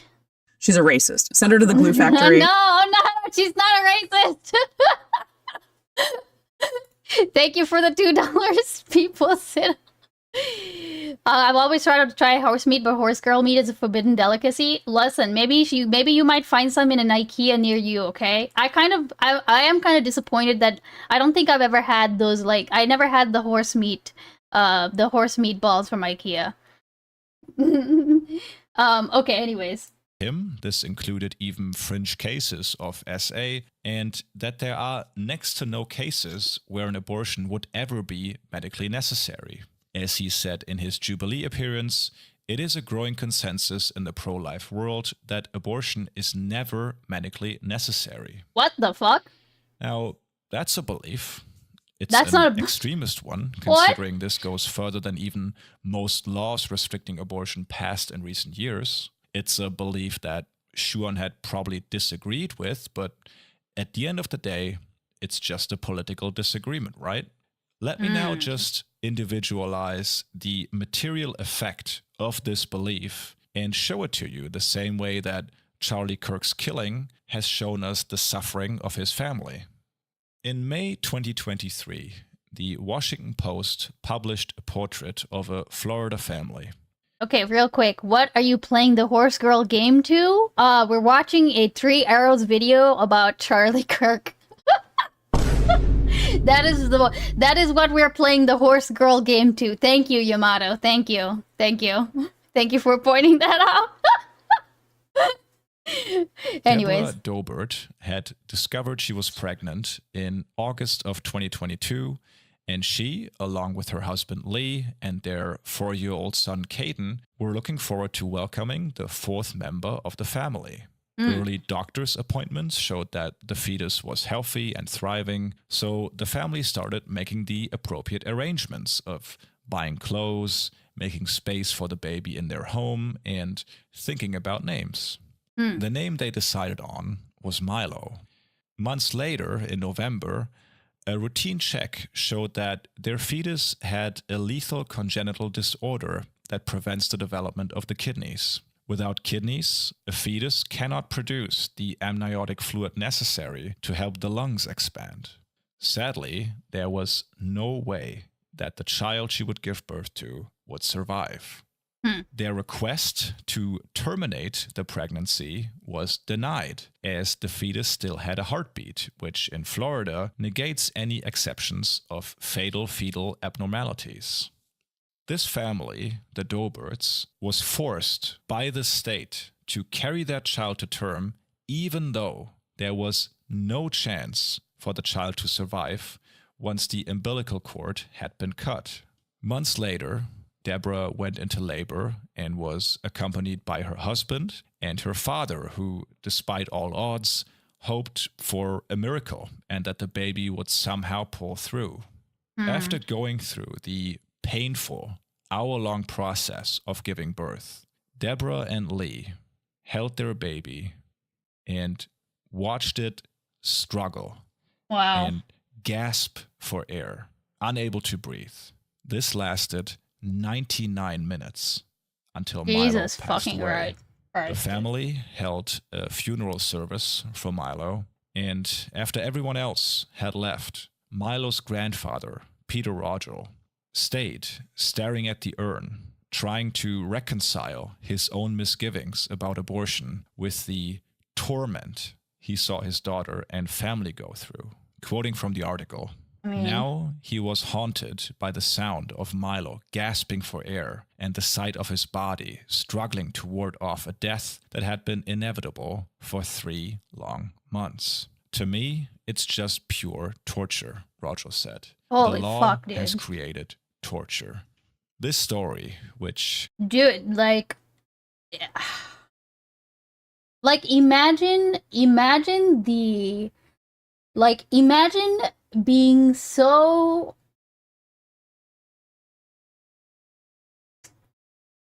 Imagine being so, like, convinced that what you're doing is right. That it takes, like, the struggling, like, dying gasps of a baby, like your grandson, to even put you in, like, that... To put you in a situation where you start questioning your beliefs. Like, imagine needing that level of suffering to happen so close to you that is what makes you change your mind. Like, I remember, like, the you know, like, I feel like okay, this is not exactly the same. This is nowhere near the same thing, right? But, like, since they're mentioning gasping, I remember, like,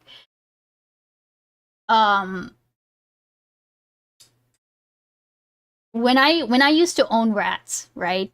Um, and I had girls. I had girls for a while, and I remember one of my friends. One of her rats had passed away, and she didn't want to keep having more rats, so she gave her remaining rat to me because it just made sense to do that, right? And so I like adopted Katya. And I remember she was already an older girl at that time. So I knew that she didn't have much longer with me, like maybe a year. And I had her for about a year. She was very sweet. Um, and I remember she was sick, but she hid it really well.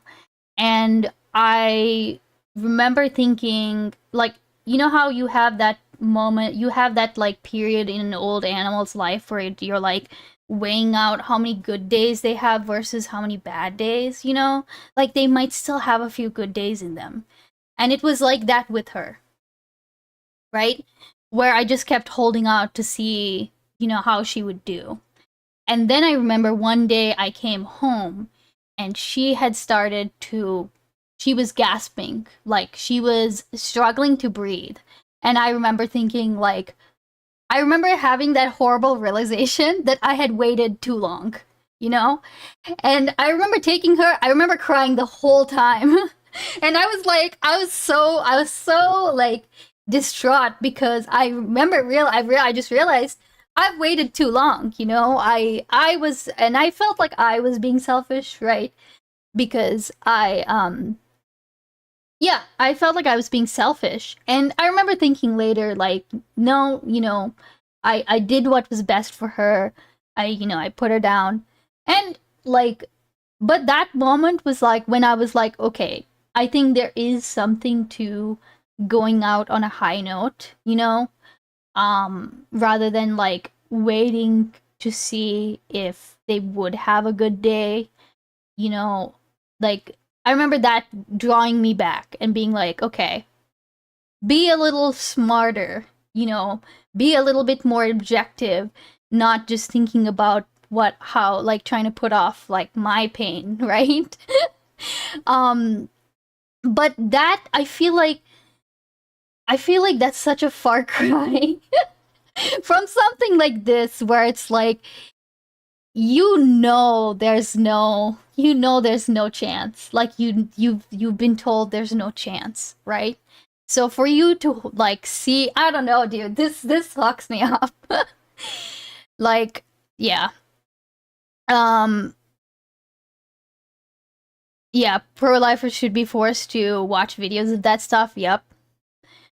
How about the torture, both physical and emotional, for the mother? I mean, this is what I'm saying, Aeon, is that Aeon Lord. It's like, how is it that has to happen before you even think about like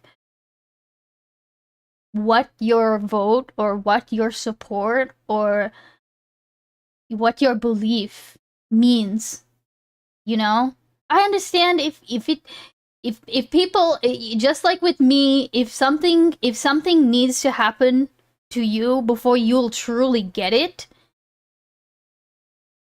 I can kind of understand, to some degree. I do understand. But like, what a fucking awful like experience, and what like unnecessary suffering for you to have learned that lesson, that's what's heartbreaking. Like I don't know if I maybe I'll show this, but there's this story of this mother, I think in Georgia, who was forced to stay on life support even though she was brain dead. And because she has a fetus, and they weren't allowed to take her off life support because she was carrying a baby. She was brain dead.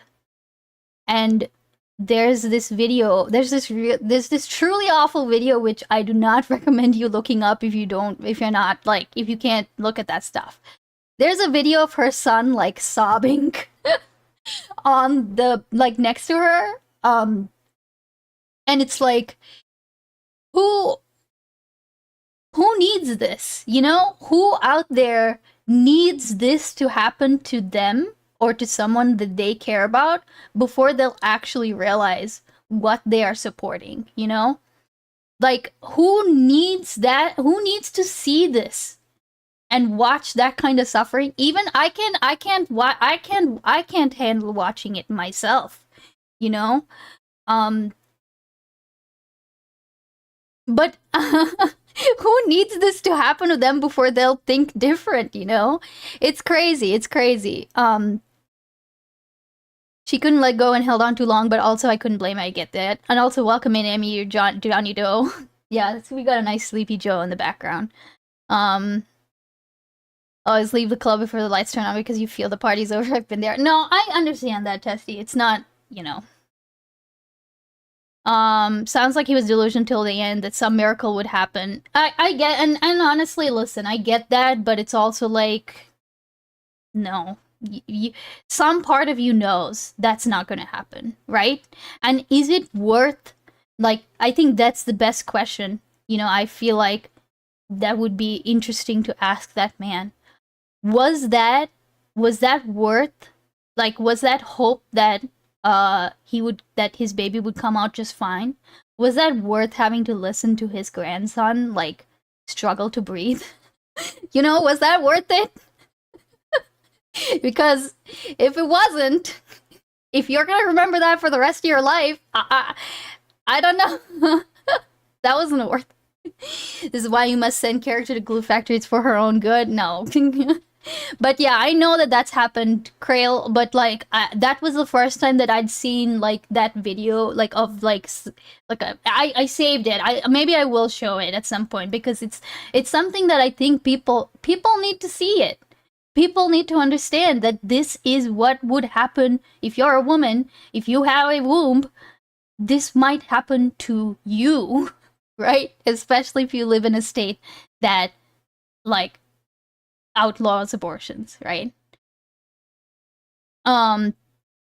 It's all the more devastating when you delude yourself into believing a certain outcome will happen. No, that part specifically is like it's like the religious thinking, right? Maybe a miracle will happen, right? But like, I feel like, I mean, that is its own can of worms, you know? That's its own can of worms. Hey, it's bots all the way down. Welcome in. We are doing something. We're watching a very dark video, and we're also playing Horse Girl game at the same time. Okay. It is also complicated by how they were forced to carry the term, meaning they didn't have a choice, and maybe the grandfather just held hope in a terrible situation. Yeah, no, I understand. And it's like, I can't even imagine. I can't fucking imagine being forced to carry the term when you know that the baby's gonna die. Nope, that's it. You know. Like, that's it. But yeah.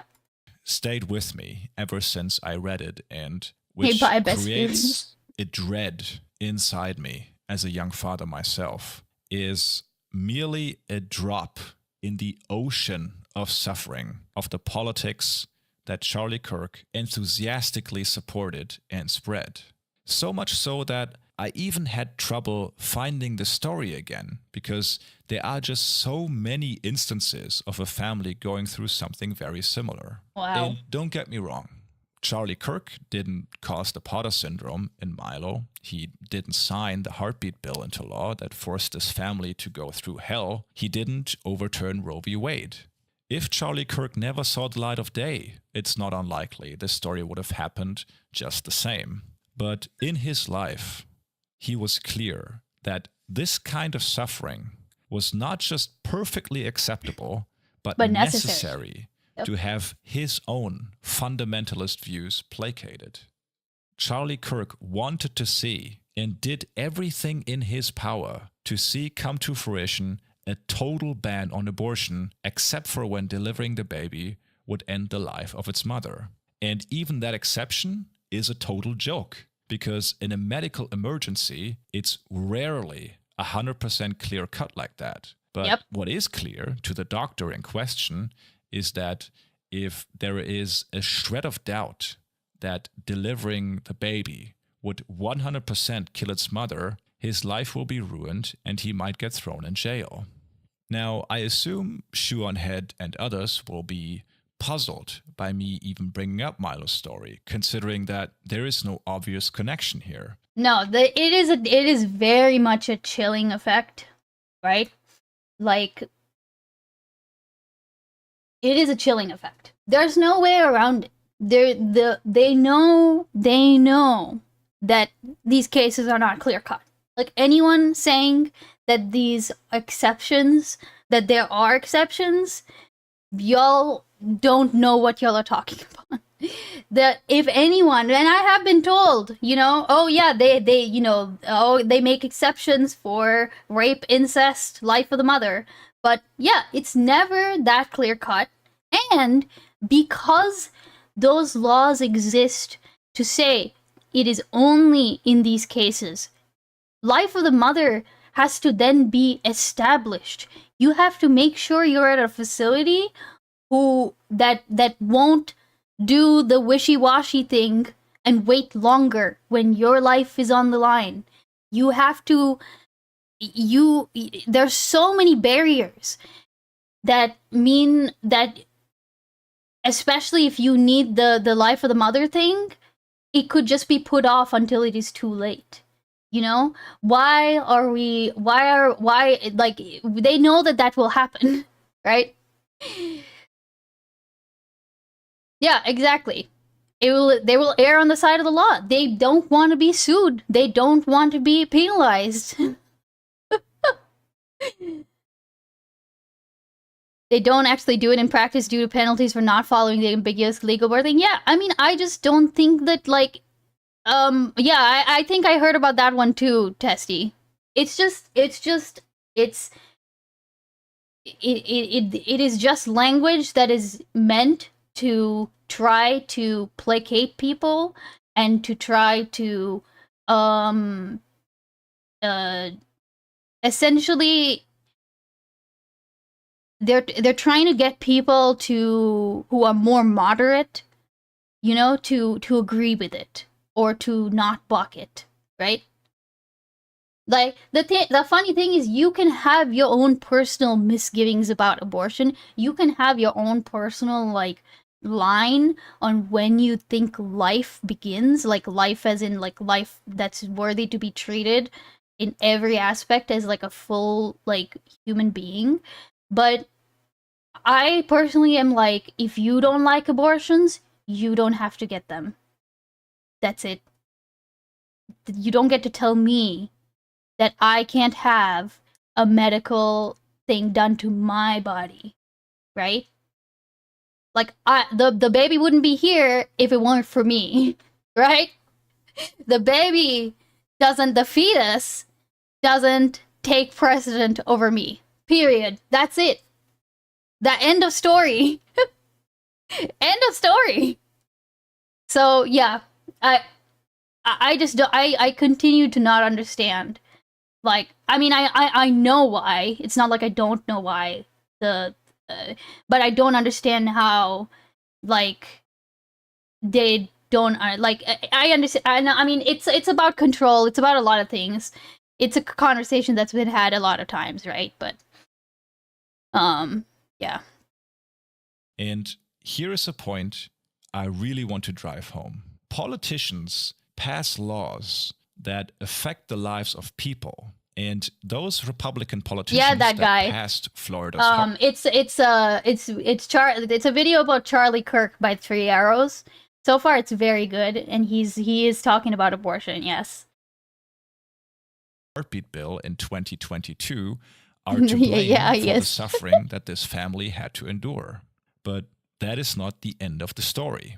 This law didn't get drawn out of the hat at a random chance. Politicians, Republican politicians in this case, pass laws on issues pressing among their voter base, made to be pressing by powerful actors within their base. And on the issue of abortion specifically, Charlie Kirk did everything in his capacity as a media figure to push Republicans further to the right and create a sense of urgency among them. So no, he was not just like your conservative boomer uncle, as Schuonhead says. In his Jubilee appearance, Charlie Kirk stated that if his own 10-year-old daughter were to be S8, he would force her to deliver the baby.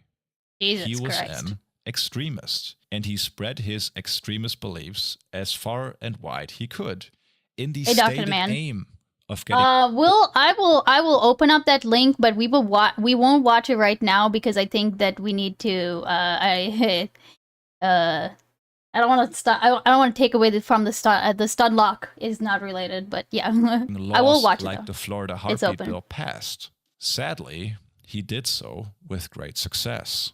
As I said, the story of Milo is just one of many examples. I could just as well have picked the story of Samantha Casiano from Texas, whose fetus was diagnosed with a condition preventing the skull and brain from fully forming. Due to Texas' heartbeat bill, she also had to carry her baby to term, despite there being no chance of survival. After giving birth, Samantha had to watch her daughter Halo struggle, suffocate, literally change color right in front of her for 4 hours before Halo passed away.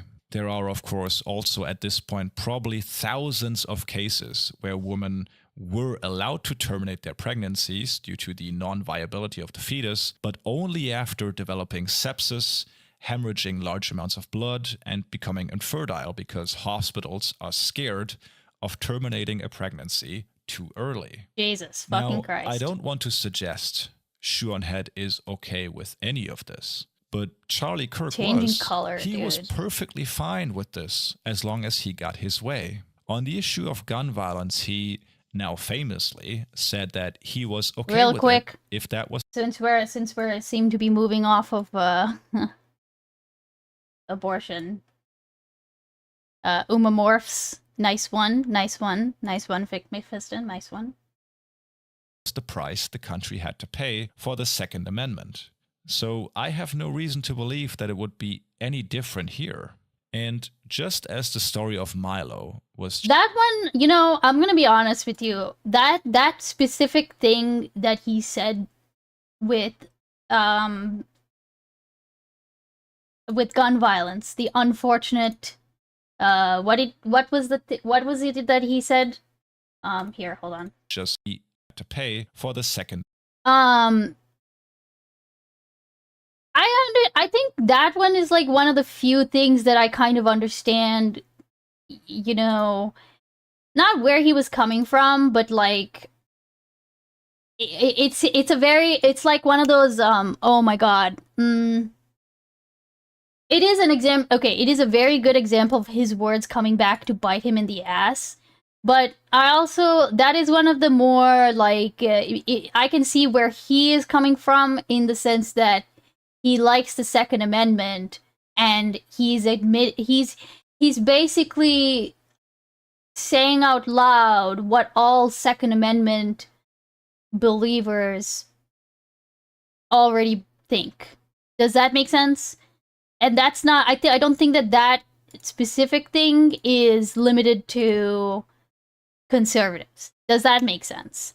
Like, yeah, exactly. It's not that objectionable. We do that with other things. Now, I think that there's obviously, he probably wouldn't, like, you know, for me, I'm fine with the Second Amendment and it meaning that people can personally own guns. I just think that there needs to be a lot more regulation and a lot more like scrutiny to make sure that that people don't have access to certain guns, or that you know, I just think that there just needs to be a lot more work put into actually like the owning of guns.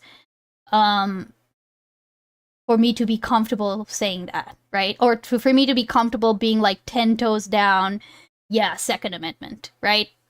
Because I do ultimately understand that the gun culture in America is very different to like, it's not, sometimes I'll get like, I remember my Canadian friends would like scoff and basically be like, they do not understand the need to own guns or the desire to own guns.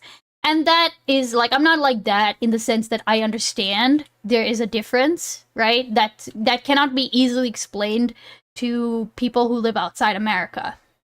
Do I think that that desire is worth the school shootings that we see every month? No. Not necessarily. No. Because I understand that the school shootings and shit are pretty bad, right?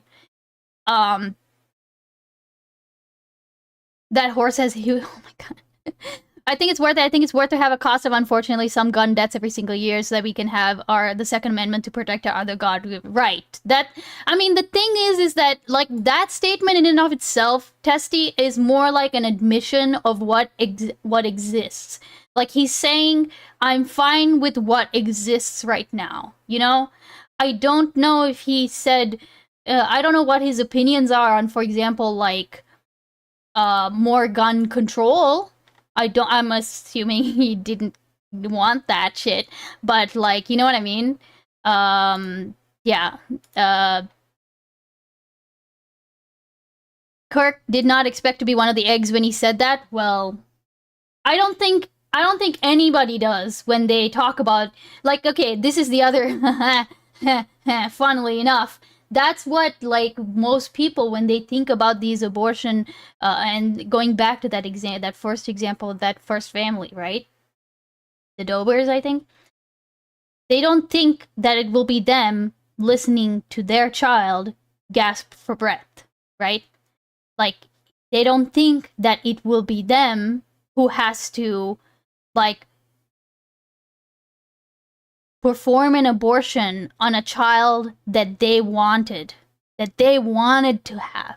They don't think they don't think it'll be them. They never think it will be them, right?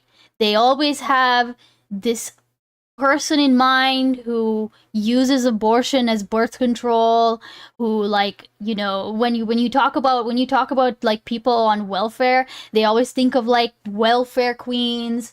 They always think of they just have the worst example in their mind of who they think will be hurt, and that's who they want to hurt. They vote or they support so that that person is hurt, so that that person can't use, like, abortion as a birth control anymore, right?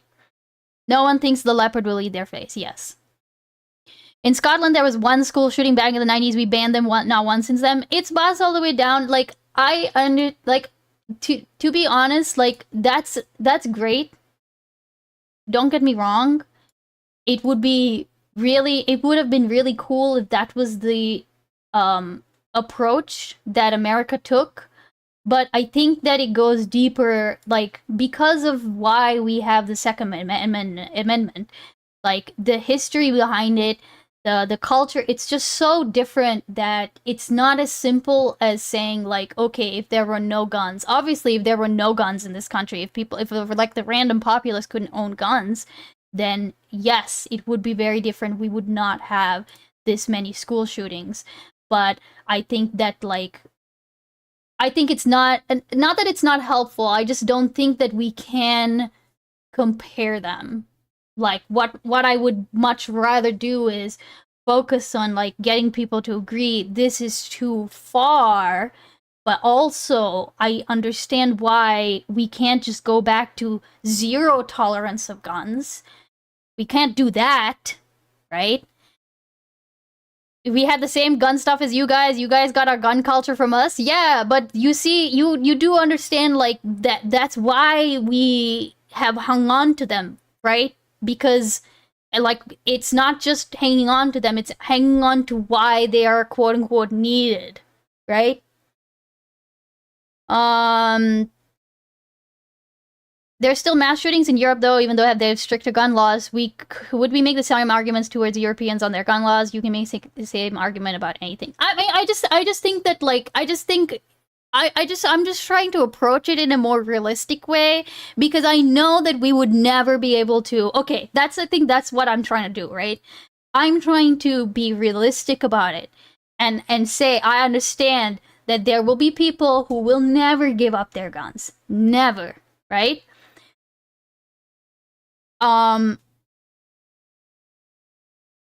So I'm just trying to make it so that it's just safer, right? That's what I'm trying to do. I understand it will never be completely 100% safe. And if you want the edgy spicy thing or whatever the fuck, like I understand in me saying that, I am saying there is a level of deaths that I would Beans, be I can't play Ripple. I have to go in a half hour. Yap, yap, yap, yap, yap. Lock the fucking beans. Okay, shut up, Kristen. Or shut up, Lauren. But basically what I was saying was that, like, I understand that at some level it means that there is a floor of, like, gun deaths that I am comfortable with, quote unquote, right? So that's why I think that that particular opinion of his is like whatever, right? Implication: too many guns to just ban a Reno. Tone: completely serious. Okay. Also, I will let me go pee. I'll be right back. Jesus Christ, y'all! I'm not playing Repo. I do. Wait, what time is it? Let's see. What time is it? 7:41. Okay, I'll be back.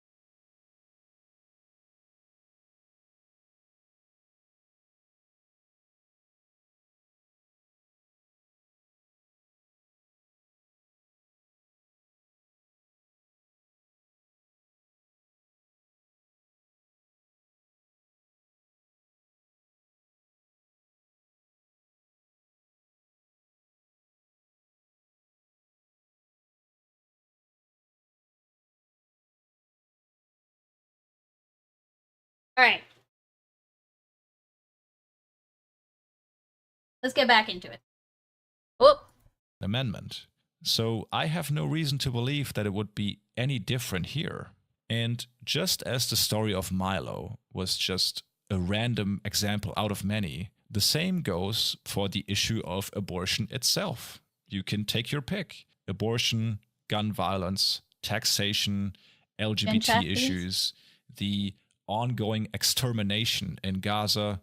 On pretty much every issue, Charlie Kirk worked tirelessly to make the world a worse place for anyone who was not a white male millionaire. That is his legacy and how I will remember him. Some people might say, as a response to me saying this, that we can do both. We can factor into our worldview the suffering that Charlie Kirk's death has caused the people in his life. So you can't ban guns because there are lots of guns. It's not just that, it's bots. It's understanding that, like, that gun culture is, like, very deeply embedded into this country and into its people. So I'm trying to work with what I have rather than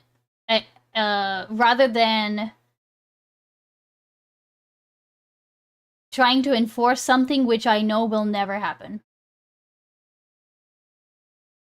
Like, basically, if I were to take away, if I were to snap my fingers and take away guns in this country, like, that would mean a level of, like, authoritarianism. I'm butchering that word, but you know what I mean. That would mean that level of authority that I am not comfortable with. I'm not comfortable with that level of authority. And I can already see what is happening in this country that is trying to go towards that level of authoritarianism. God damn it. I should say that. I should learn how to say that word. So it's not. I can't approach this as a like. That's specifically why I just said that. Like, you know, I know how it looks to, especially for people in other countries who don't own guns.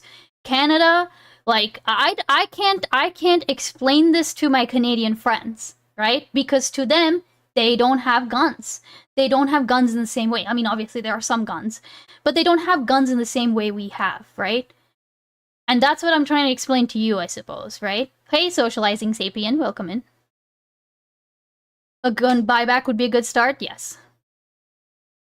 I don't disagree with testicle for a starting place. I just don't like it when people say forehead, just ban it. Well, I don't think that's what Testy is saying, right? No, Testy's not saying that. Watch my short meme, the stun rock will never... It's not a stun rock, it's literally... Anyways, okay. And the suffering he helped inflict on others. Sure, in theory that's possible, but we don't. There is not going to be a Shuonhead video titled "These people are sick," where these people are anti-abortion zealots like Charlie Kirk and the suffering they create in society. There's only so much time in the day, and I'd much rather have my worldview informed by the tens of thousands of stories, like the short life of Milo, than one influencer being killed. The rest of Shuonhead's video largely consists of her complaining that some people consider her right-wing or worse, when she personally considers herself of the left. Real quick, it's bots. Just because I do want to move on. So, what I'll say is that I think you should join our Discord. Because we do have quite a lot of like VCs where I think it would be better to like discuss that like in more detail and kind of explore that. Just because I do want to talk about that, you know, I do want to like address your points. I just don't want to unlock too much longer. But join our Discord. Also, anyone in chat, if you're not in my Discord, join my Discord. I can't speak for the people leveling those accusations, but it's also not that hard to see where they are coming from. If so much of your output, like this very video, revolves around feeding off of right-wing cultural grievances, it might not be enough to throw in a line about how you support higher taxation in between. Okay, so much for the YouTube section of this video. Our next response to Charlie Kirk's assassination comes from Ezra Klein in the New York Times. In his piece, Charlie Kirk was practicing politics the right way. No way! Did he really do that? Did Ezra Klein really do this? What? Oh no. Oh my, is it as bad as it's... Ezra Klein, dude. I can never make up my mind about Ezra Klein. But, by God, what is I need to look at this. Did Leonard tell you to play this game? Actually, Ergi, it was Roxanne, okay? Roxanne Dragon told me to play this game. And also, maybe Leonard did a little bit as well, okay? Yeah. He writes, on social media, I've seen mostly decent reactions to Kirk's murder. Not my sweet abundance. There is grief and shock from both the left and the right. But I've seen two forms of reaction that are misguided, however comprehensible the rage or horror that provoked them. One is a move on the left to wrap Kirk's death around his views. After all, he defended the Second Amendment, even admitting it meant accepting innocent deaths.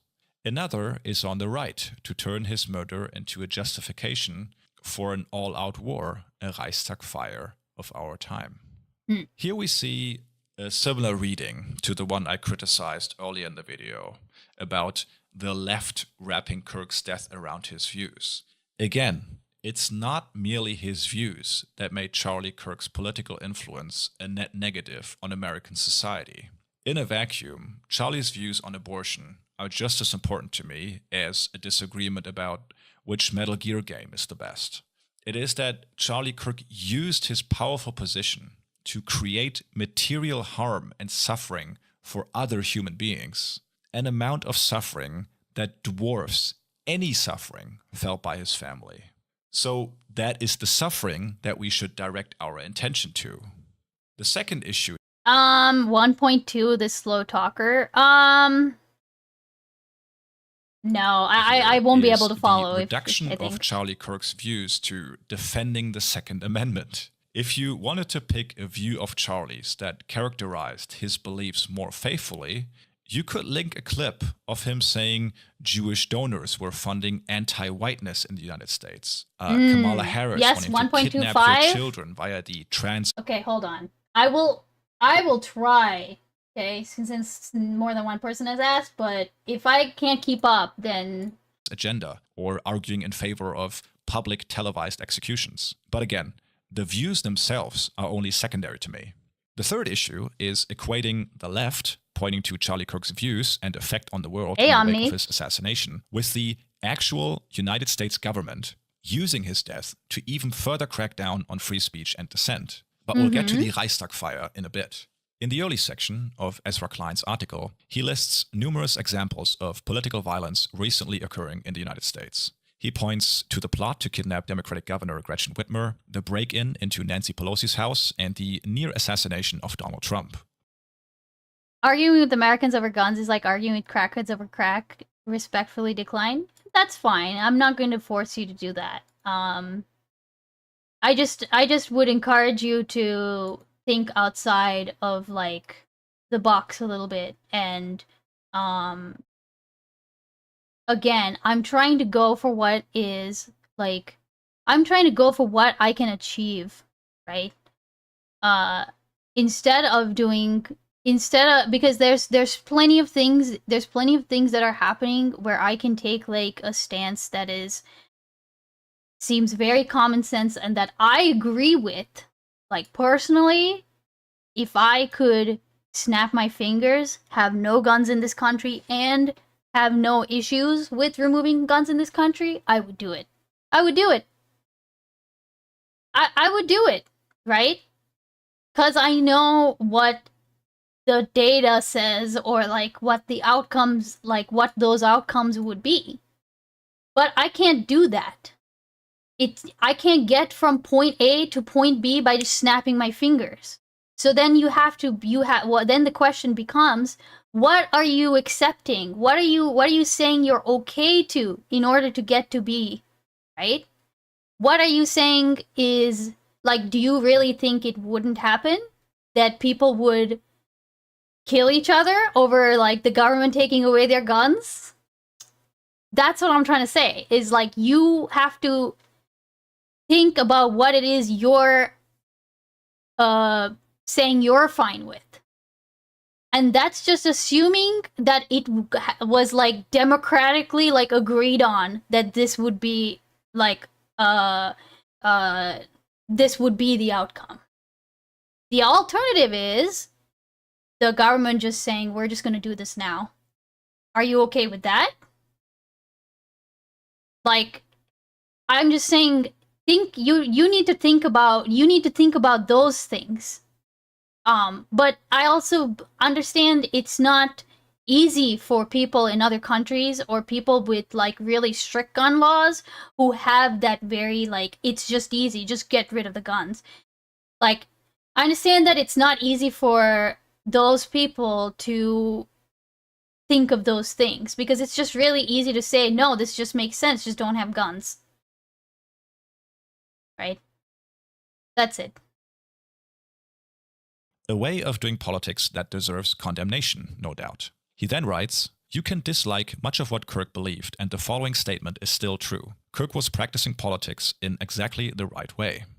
He contrasts these examples of political violence. You don't have to glaze the man, like, okay. When he says the right way, I suspect he means, like, as opposed to the wrong way of doing politics, which is to what? Like, what is he comparing? Do I need to look at this fucking article? Jesus Christ. Okay, alright. With what Charlie Kirk did, which was debating people and talking about politics. The issue is that Charlie really had no problem with political violence at all. When a 42-year-old QAnon follower broke into Nancy Pelosi's house and bashed her husband's head in with a hammer, Charlie said some amazing patriot out there should bail him out. Well, I don't remember that one. I don't remember this. Why weren't hold on a second. I don't remember this shit. Wait a second. Why wasn't this shit? Okay, listen. I heard, okay. Charlie Kirk was, like, in the same bucket as, like, Steven Crowder, Ben Shapiro, you know? Like, I knew he'd said some, like, horrible shit, and I knew he was, like, but I hadn't really, like, paid attention to him, or, like, I didn't know, like, the individual things he'd said until he died, right? And then afterwards was when I, like, was, like, obviously, with everything that happened, became familiar with what it is that he had said, right? But, like, holy fucking shit, why didn't people talk about this one? Here's the clip of him saying it. Says top Republicans reject any link between GOP rhetoric and Paul Pelosi assault. Of course you should reject any link. Why is the Republican Party, why is the conservative movement to blame for gay schizophrenic nudists that are hemp jewelry makers breaking into somebody's home, or maybe not breaking into somebody's home? Why are we to blame for that exactly? And why is he still in jail? Why has he not been bailed Red out? Radius. By the way, if some amazing patriot out there in San Francisco or the Bay Area wants to really be a midterm hero, someone should go and bail this guy out. I bet his bail's like $30,000 or $40,000. Bail him out and then go ask him some questions. Jesus Christ, bro. I wonder what his bail is. They're going after him with attempted murder, political assassination, all this sort of stuff. I'm not qualifying it. I think it's awful. It's not right. But why is it that...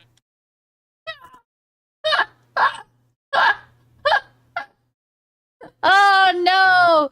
Playing a woman with a man, watching Charlie Kirk. What did she mean by that? Do you have a Red Radius, do you have a problem with this? Is there any part of this that you have a problem with? In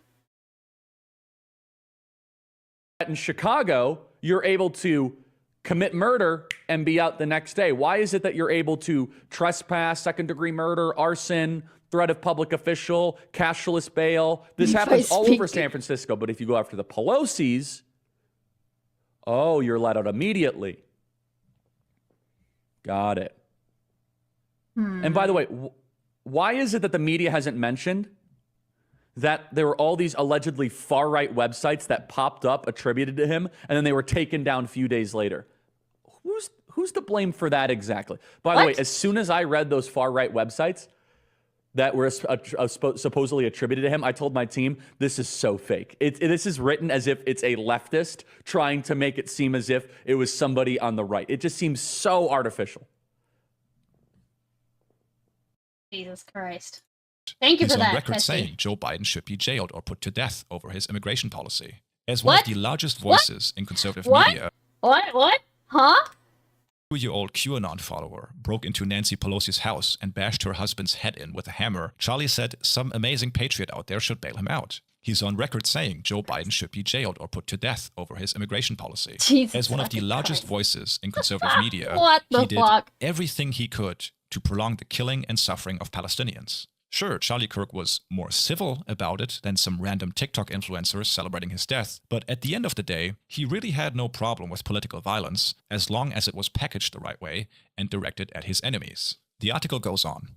American politics has sides. There is no use pretending it doesn't. But both sides are meant to be on the same side of a larger project. We are all, or most of us anyway, trying to maintain the viability of the American experiment. We can live with losing an election because we believe in the promise of the next election. We can live with losing an argument because we believe that there will be another argument. Political violence imperils that. Kirk and I were on different sides of most political arguments. Oh no, he put himself on the same level as Kirk. Oh, Ezra Klein. Oh god, Ezra Klein, come on now. Oh no. I mean, it's some pretty like it's funny because like would he acknowledge that one like his opponent, his political opponent, so to speak, would take away his rights, you know? Like that's what Kirk ultimately did believe in, right?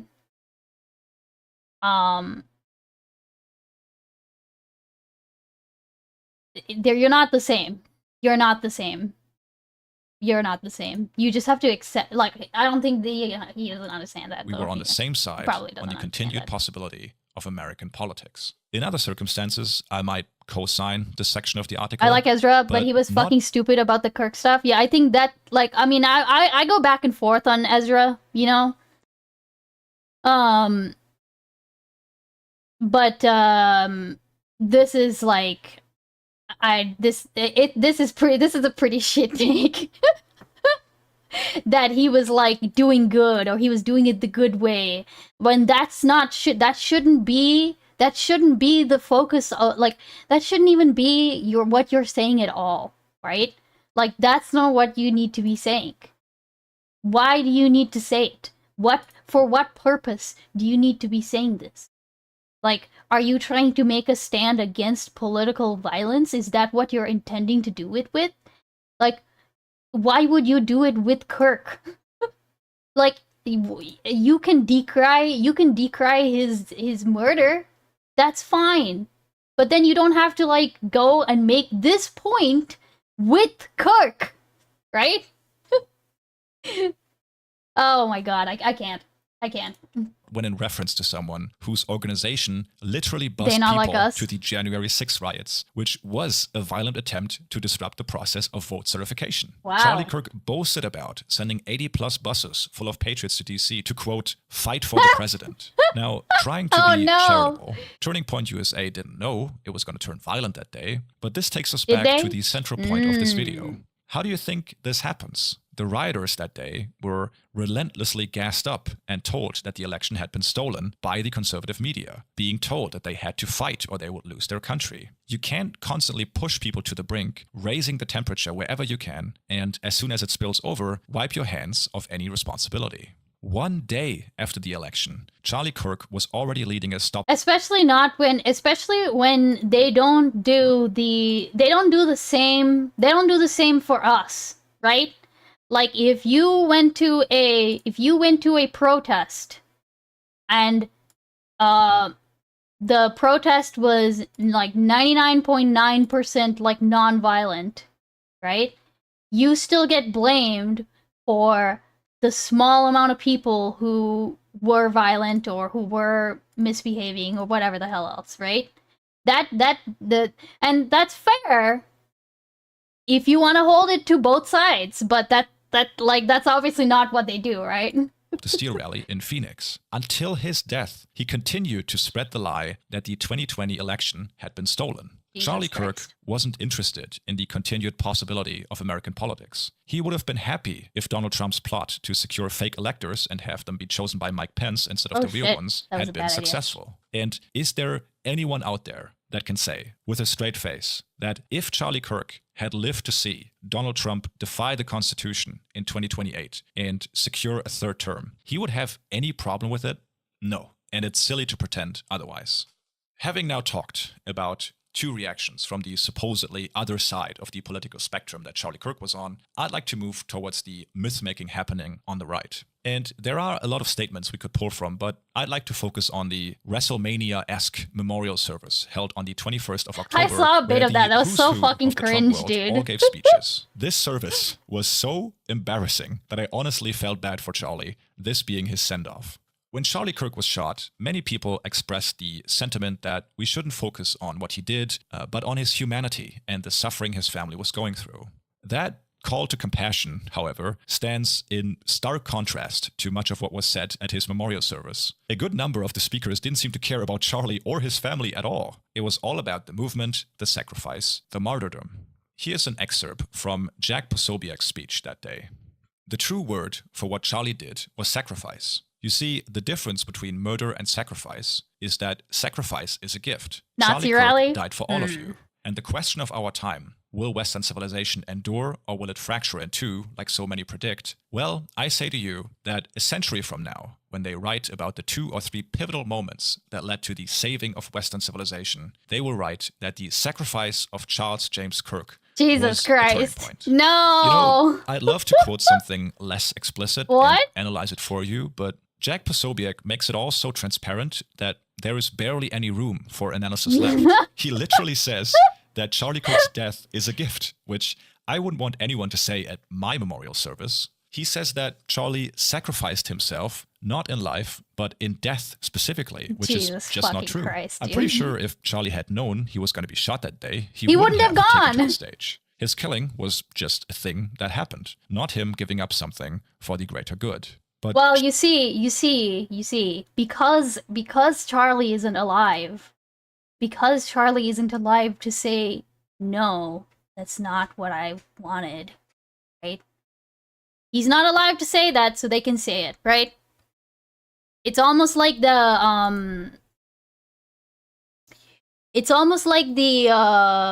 oh my god, what is the quote that's basically like,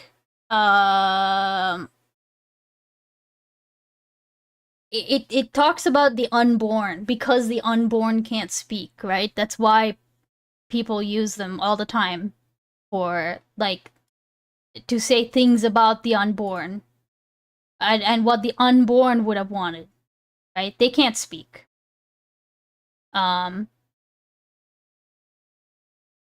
Wondering why 3 hours chose to make the Horst Weasel point rather than the Ernst Wormrath point, but whatever, it still works. Oh, I'm not familiar with that. The fetus has no mouth, but it must scream. Oh my god. Charlie's death as a gift is what the right sees it as. It's not mainly a tragedy, but an opportunity to advance their political agenda. Later in his speech, Jack Posobiec makes this explicit by saying, "We have it now. Charlie gave it to us. He Charlie gave us gave that it to last us? bit of courage, What? that last bit of fight, that last bit of grit and resolve to say We no have it more. now. We are done. We are done with all of it, and we will now stand and fight, because if you took Charlie Kirk off that line, then every single one of us will rise up, and we will replace that line, and we will be there, and we will remind them what they did for Charlie, what they did to Charlie, and we will never, ever let them forget the name Charlie Kirk."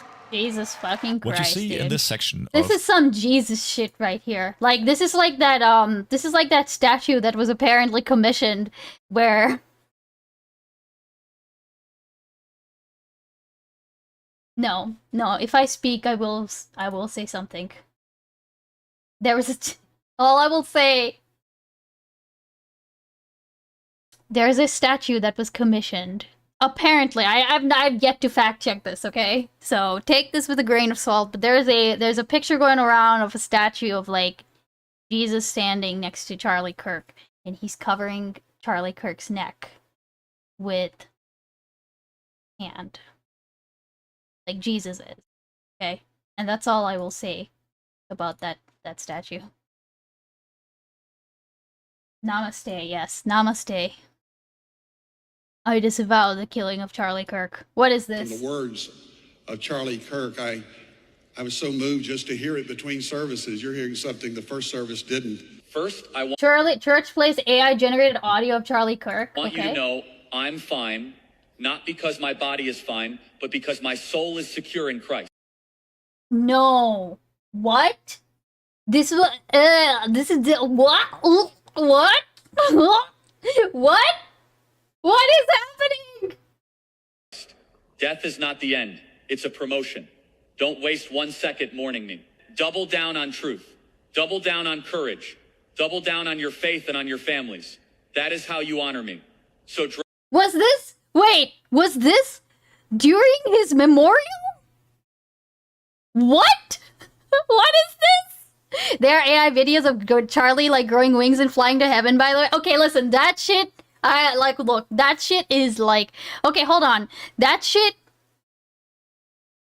It makes sense with the tools that we have now and all the grandmas on Facebook who realize that they can now make these videos by just giving the AI a good prompt, right? Like, you know what? Like, this is the times we live in, okay?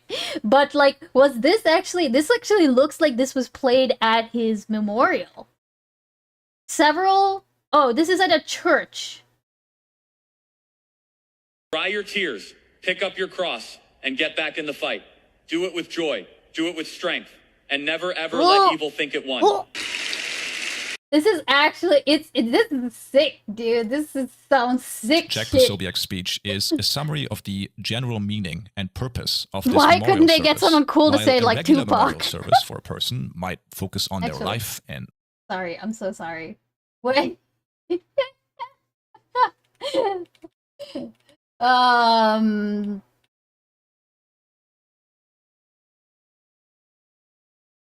Let me see if I can find it.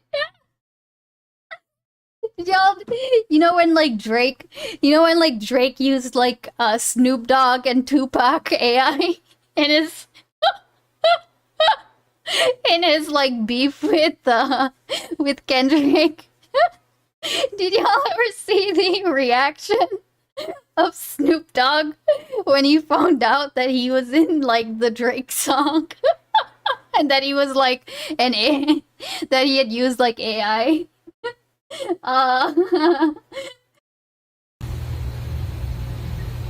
They did what?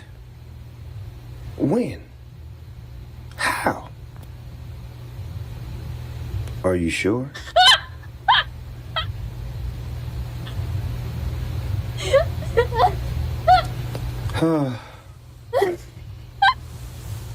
Y'all have a good night.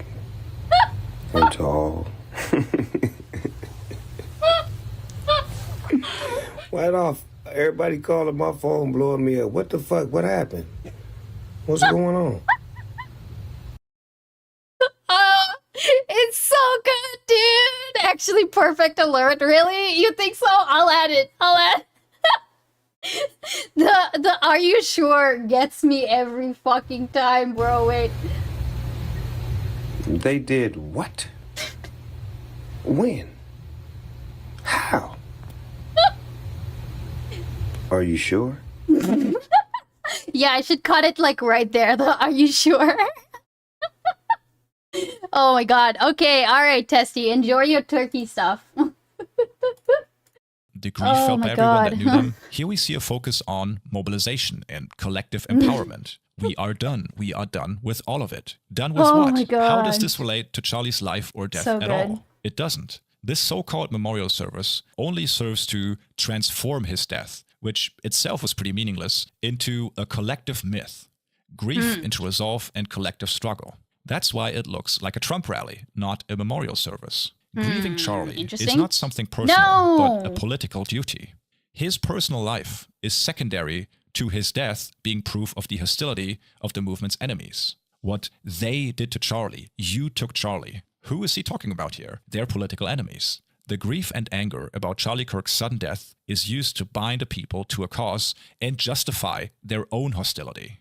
One historical example of the right using the death of Charlie Kirk in this way was made by Ezra Klein and others in the Reichstag fire of 1933. But to me, that comparison doesn't really align with what we are currently seeing.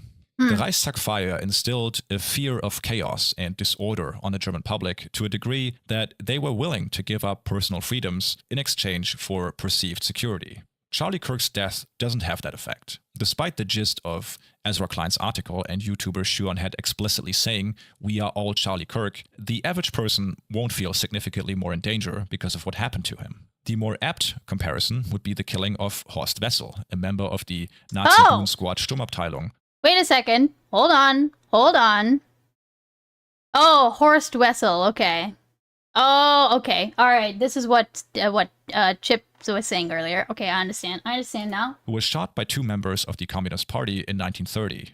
As today, back then, it was in no way clear that Horst Wessel had been the victim of a political assassination, the two men that killed him visited his apartment on behalf of his landlord to collect money. But that didn't really matter to his friend and mentor Joseph Goebbels, who exploited his killing to political ends as much as he could. Horst Wessel became such a symbol for the Nazi movement that the Horst Wessel song, written by him, became the party's anthem and had to be sung before the national anthem. My grandma, who is in her 90s and had to sing this song every day at school, still knows the lyrics from memory. Jesus Here is fucking historian Christ. Daniel Siemens talking about the speeches given at Horst Wessel's funeral service in his book, The Making of a Nazi Hero, The Murder and Myth of Horst Wessel. I'll let you be the judge if this sounds familiar in any way. Wessel's death, Hitler proclaimed, showed the National Socialist truth that the sacrifice of one stands as a symbol for the sacrifice of hundreds of thousands in the movement. Real quick, okay, hold on. So what is the Ernst von Rath point? Like, what is the alternative point, if you don't mind me asking? By making the supreme sacrifice, Horst Wessel set a monument to himself that was more long-lasting than stone or bronze. In centuries to come, when perhaps not a stone will be left standing in this giant city, the German liberation movement of the National Socialists and the memory of its bard will remain unforgotten in the minds of the people. The German right actually had a whole pantheon of martyrs called the Blutzeugen, or blood witnesses, people who supposedly sacrificed themselves for the cause and in such indebted the living to continue the fight. Now, of course, whenever I talk about these sorts of comparisons, I anticipate the eventual comment of, oh, here goes Dan again, needlessly invoking the Third Reich. But when we are talking about an event during which Tucker Carlson took the stage, reminding the audience that Jews killed Jesus Christ, and low-key implying they killed Charlie Kirk, I think it's not that much of a stretch from my side.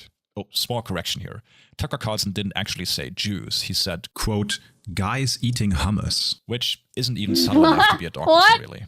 The speech that invites comparisons to the German right of the interwar period the most was given by Stephen Miller, who started out his eulogy with Fucking Miller, dude. Fucking Miller.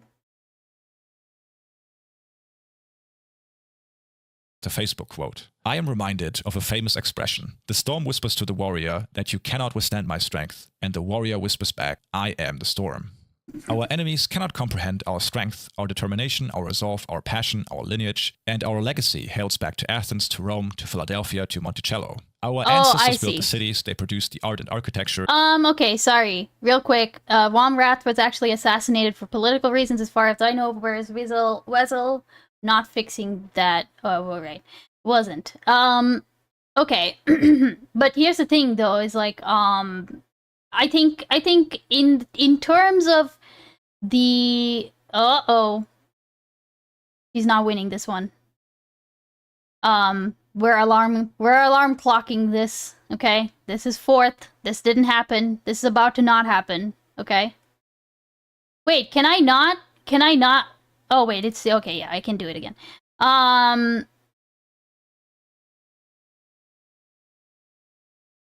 think, okay, was Horst the way they're using the death, Horst Wessel not fixing that point, the arguments about justification of that lack thereof, and some other points. Warm wrath. It's just an interest choice on his part, a narrative decision. Right. She didn't win. No, it didn't happen. Look, we have alarm clocks, which means that we can go back and say that, you know, that race didn't happen. Okay? So she has a couple of chances to win. She actually, apart from that one race that she came in like not first, she has been blowing it out of the water. This career has been excellent for her, okay? So I'm willing to give it, like, we haven't had to use, this is the last race of the career. Period. Right? There's no way you're playing a horse game with a dude named Horst mentioned. Yeah, okay. But yeah, that's my question. Is like, was this person, the alternative person, like Horst, or sorry, Womrath, what, like, you know, was his death also like politicized? Okay, come on, Daiwa. Yes, let's fucking go. Okay, all right. She saved herself from the glue factory, okay? But now here's the kicker question, okay? my top Daiwa, because I've already ran and won, like completed a career with Daiwa. Her score was 8,008, which is very funny because it's the boob number. Okay? If this Daiwa does not finish out at higher than 8,008, she still might end up in the glue factory. Because she's not going to be in the team. Actually, no, hold on. Wait a second. Hold on a second. I'm a fucking idiot. Now it's the final. Oh, shit. I'm a fucking dumbass. Okay, wait. No, there's one more race. I'm a dumb fuck. Okay, all right. She still might go to the glue factory. We stand for what is good, what is virtuous, what is noble. And for those trying to incite violence against us, those trying to foment hatred against us, what do you have? You have nothing. You are nothing. You are witnesses. You are jealousy. You are envy. You are hatred. You are nothing. What a great speech. It really makes me remember Charlie Kirk, his life and legacy. I wouldn't be the first to point out that Miller's speech shares rhetorical similarities with a speech by Joseph Goebbels called Der Sturm bricht los. Apart from both using the storm as a metaphor, both emphasize the idea of building. Our lineage and our legacy hails back to Athens, to Rome, to Philadelphia, to Monticello. Our ancestors built the cities, they produced the art and architecture, they built the industry. We are the ones who build, we are the ones who create. Those are the words that Stephen Miller used. Here is a similar image from Goebbels. Adolf Hitler is knocking at the gates of power, and in his fist are joined the fists of millions of workers and farmers. The time of shame and disgrace is nearly over. You are the witnesses, the builders, the will-bearers of our idea we'll get to and that. our worldview. Oh, okay. Both Gotcha. speeches Okay, mention thank you. revenge or talk about what the movement's enemies are sure to expect. Here is Miller again. The day that Charlie died, the angels wept. But those tears had been turned into fire in our... This is so cringy. But those tears had been turned into fire in our hearts, and that fire burns with a righteous fury that our enemies cannot comprehend or understand. And Goebbels? So our dead comrade Horst Wessel wrote, and we are fulfilling his prophecy.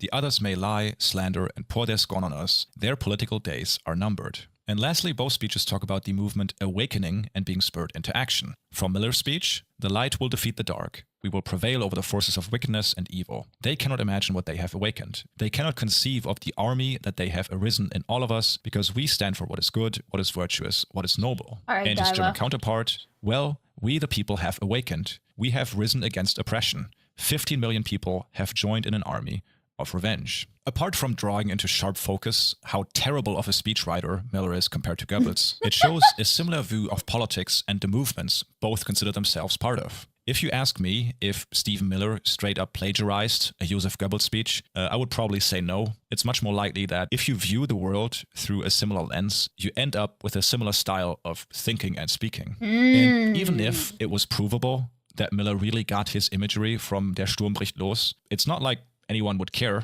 at this point. There might be one person out there that liked what Miller was selling until they found out he's a plagiarist. But if you don't think Stephen Miller is a total lunatic by now, there's nothing I can say to convince you otherwise. Yeah, that's Getting fair. to the final point of this video.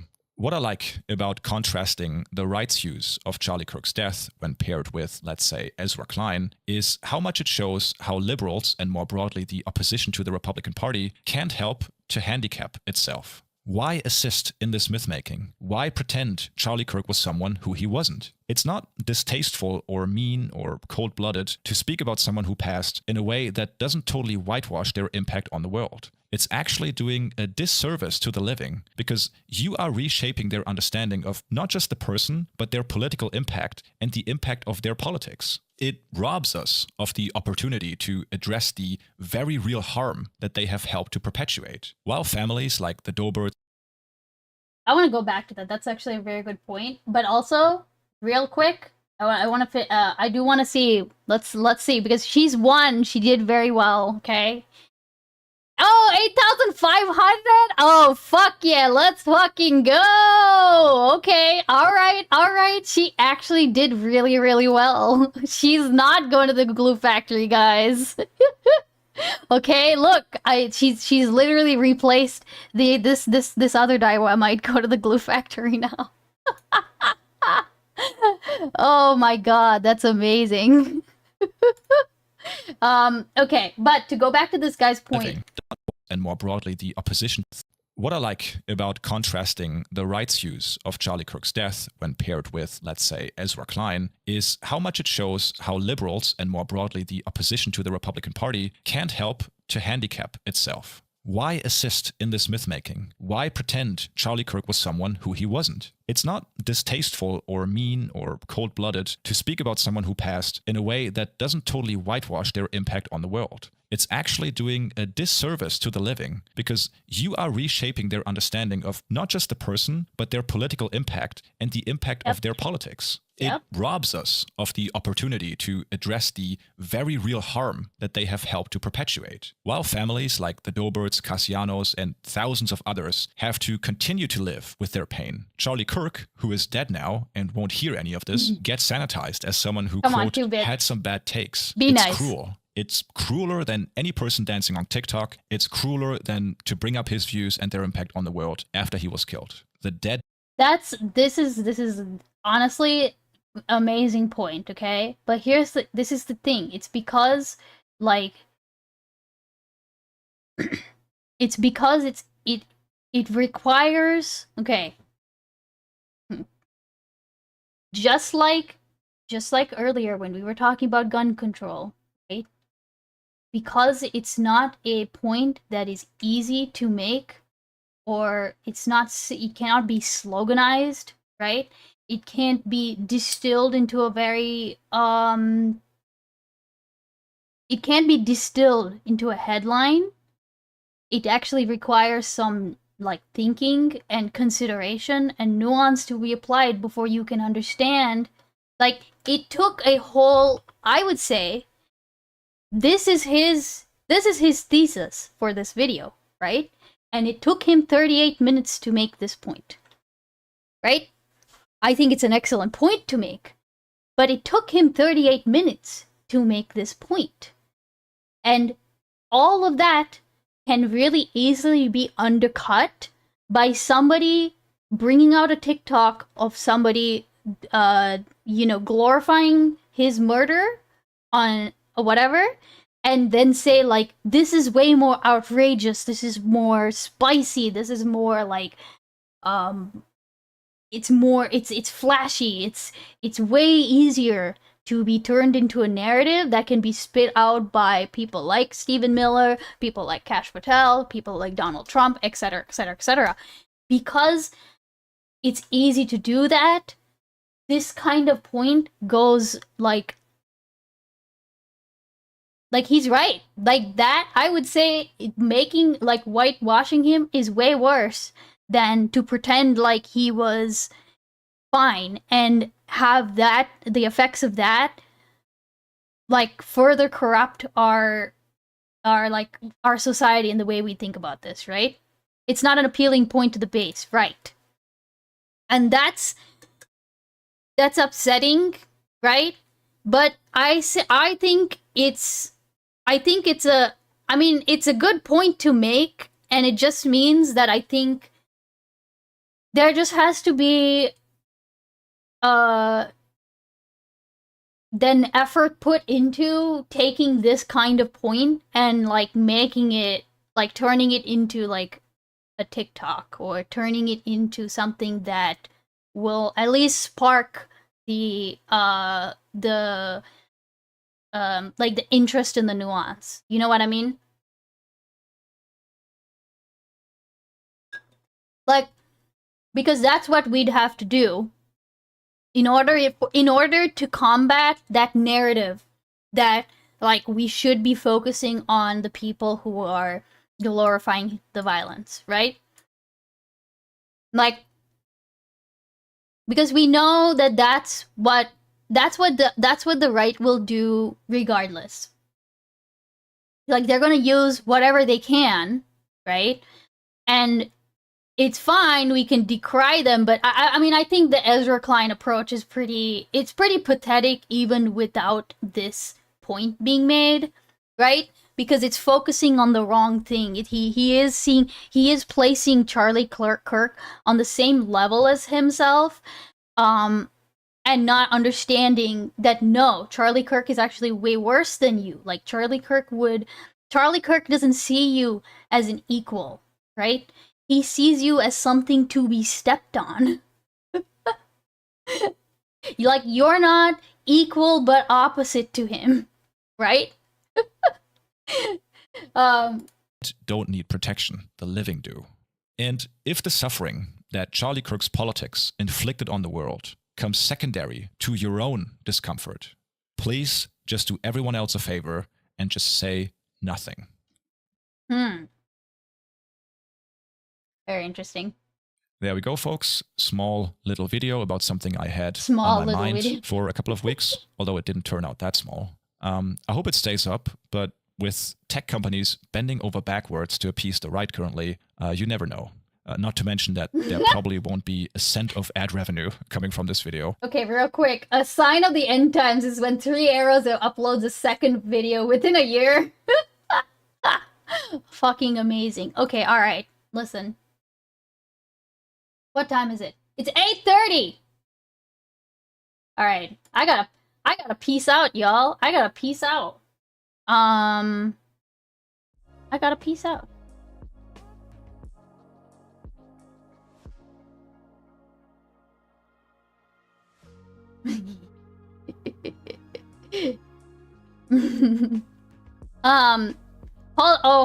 Hold on. I said I would watch this clip. Is Dr. the Run, Man you still coward! Oh, plus, plus, plus, plus, plus, What? plus, das, not, I, all stars, the pod, was, das, sepad. She's gonna keep oh no, she's done. She's done. She's done. Okay.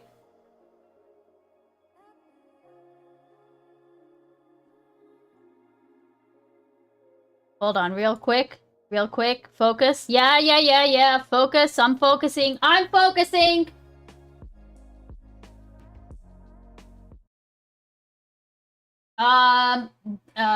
the Man sent this in. What is this about? DJ Forsen proudly presents what? Huh? Okay, let me look at it. Let me look at this. What is this? Your brain. DJ Forsen proudly presents Your views. Rape! What? What the hell?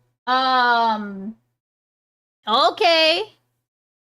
Gotta peace out so soon? What are you, the Confederate States? Oh my god. Come on now, Mr. Beans is coming home, okay? I haven't seen him in 2 weeks. 2 weeks! This was supposed to be a short stream anyway, okay? So, deal with it! Oh look! Girl Lily's streaming. We can raid out to her. Alright. Thanks for hanging out with me, y'all. I will be back on most likely Saturday. Good luck with the dickening jolly good time. Jesus Christ. Let me just make sure I'm spelling this correctly. Yes, I am. Okay. Alright, if you've got my emotes, you can use the, you can copy and paste this message, okay? If not, you can do whatever the hell you want. That's totally fine. I will see y'all later. Be good. Don't do anything I wouldn't do. Okay? Yeah. Have a good week, y'all. See ya later. Bye. Bye.